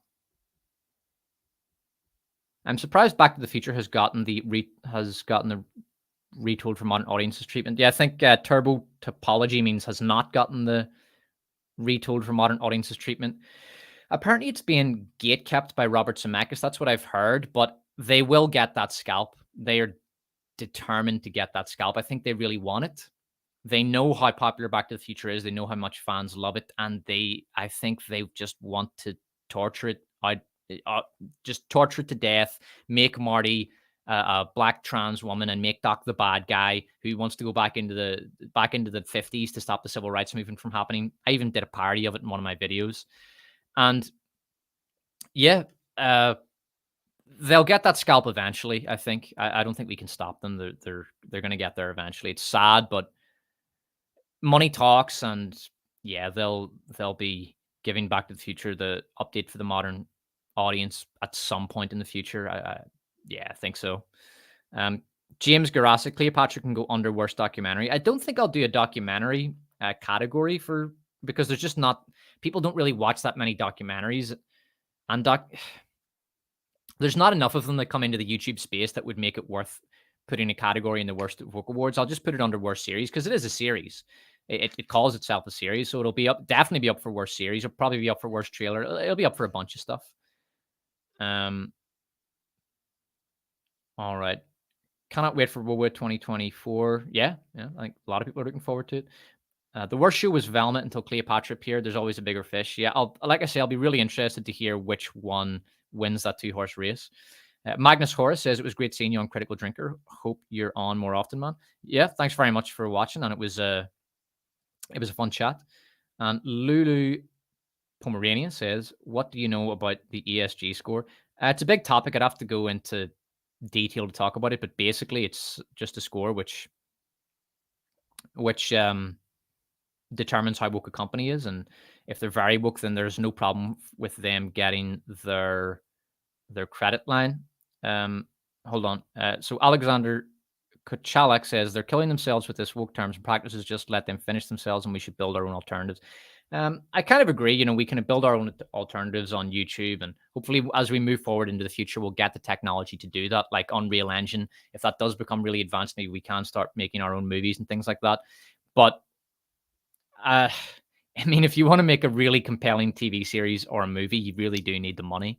So at the same time, though, I mean, we can write books. We can make. I made that little Velma season 2 video, which I consider to be a short movie. That's not just me critiquing Velma. It's my own attempt at a little YouTube short movie, which I made for fun, but also because I didn't just want to be criticizing stuff. I wanted to be putting something out there that people can watch that's like my own little movie. And I'm really proud of that Velma video.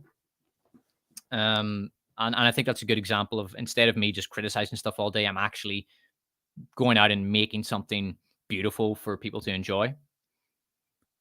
Greetings from Serbia. Greetings, UTM4. Neil O'Maric says, worst Rotten Tomatoes critics rating. Yeah, I think Cleopatra holds the record for worst rated show on Rotten Tomatoes. And Joffrey III says, so things like Band of Brothers of Rome will never be made again. Yeah, it's not going to get made again. I don't think that, it depends on the production studio. Netflix might do it. And I know that's kind of paradoxical because you see something like Cleopatra and you think Netflix are crazy woke, but their business model tends to be, they give a lot of money to your production and then they leave them alone and let them do their own thing. And then they'll come back to Netflix and say, okay, this is what we made. And Netflix will put it out. And if it is a success, Netflix will commission a second season. If it's a big success, it has to be a big success for Netflix to ask for a second season. And if it's a failure, they just dump it. So that tends to be their business model. It's quite laissez-faire. So it's possible that you could still get very good shows on Netflix. Like you can't get good shows on Disney Plus or Amazon, probably Amazon Prime, because they have that a micromanaging culture and everything. Like if you look at Amazon Studios, they have a very strict diversity quotas, and they go into great detail about all the stuff that all these different TV shows have to have. So you're not going to get anything good from Disney or Amazon Studio because the culture is just completely poisoned by the politics of the company. But you might still get decent stuff on Netflix. So you could potentially see something like a Band of Brothers or a Rome, but it wouldn't be coming from Disney or Amazon. It'd be more likely to come from Apple TV or possibly Netflix. It would depend. It is possible though, but it would depend on the studio.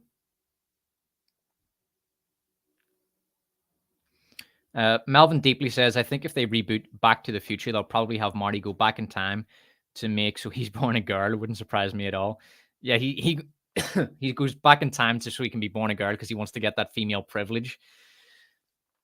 Darren Coyle, hey Des, loved your missed recent LAR. Made me laugh so much. I'm a woman.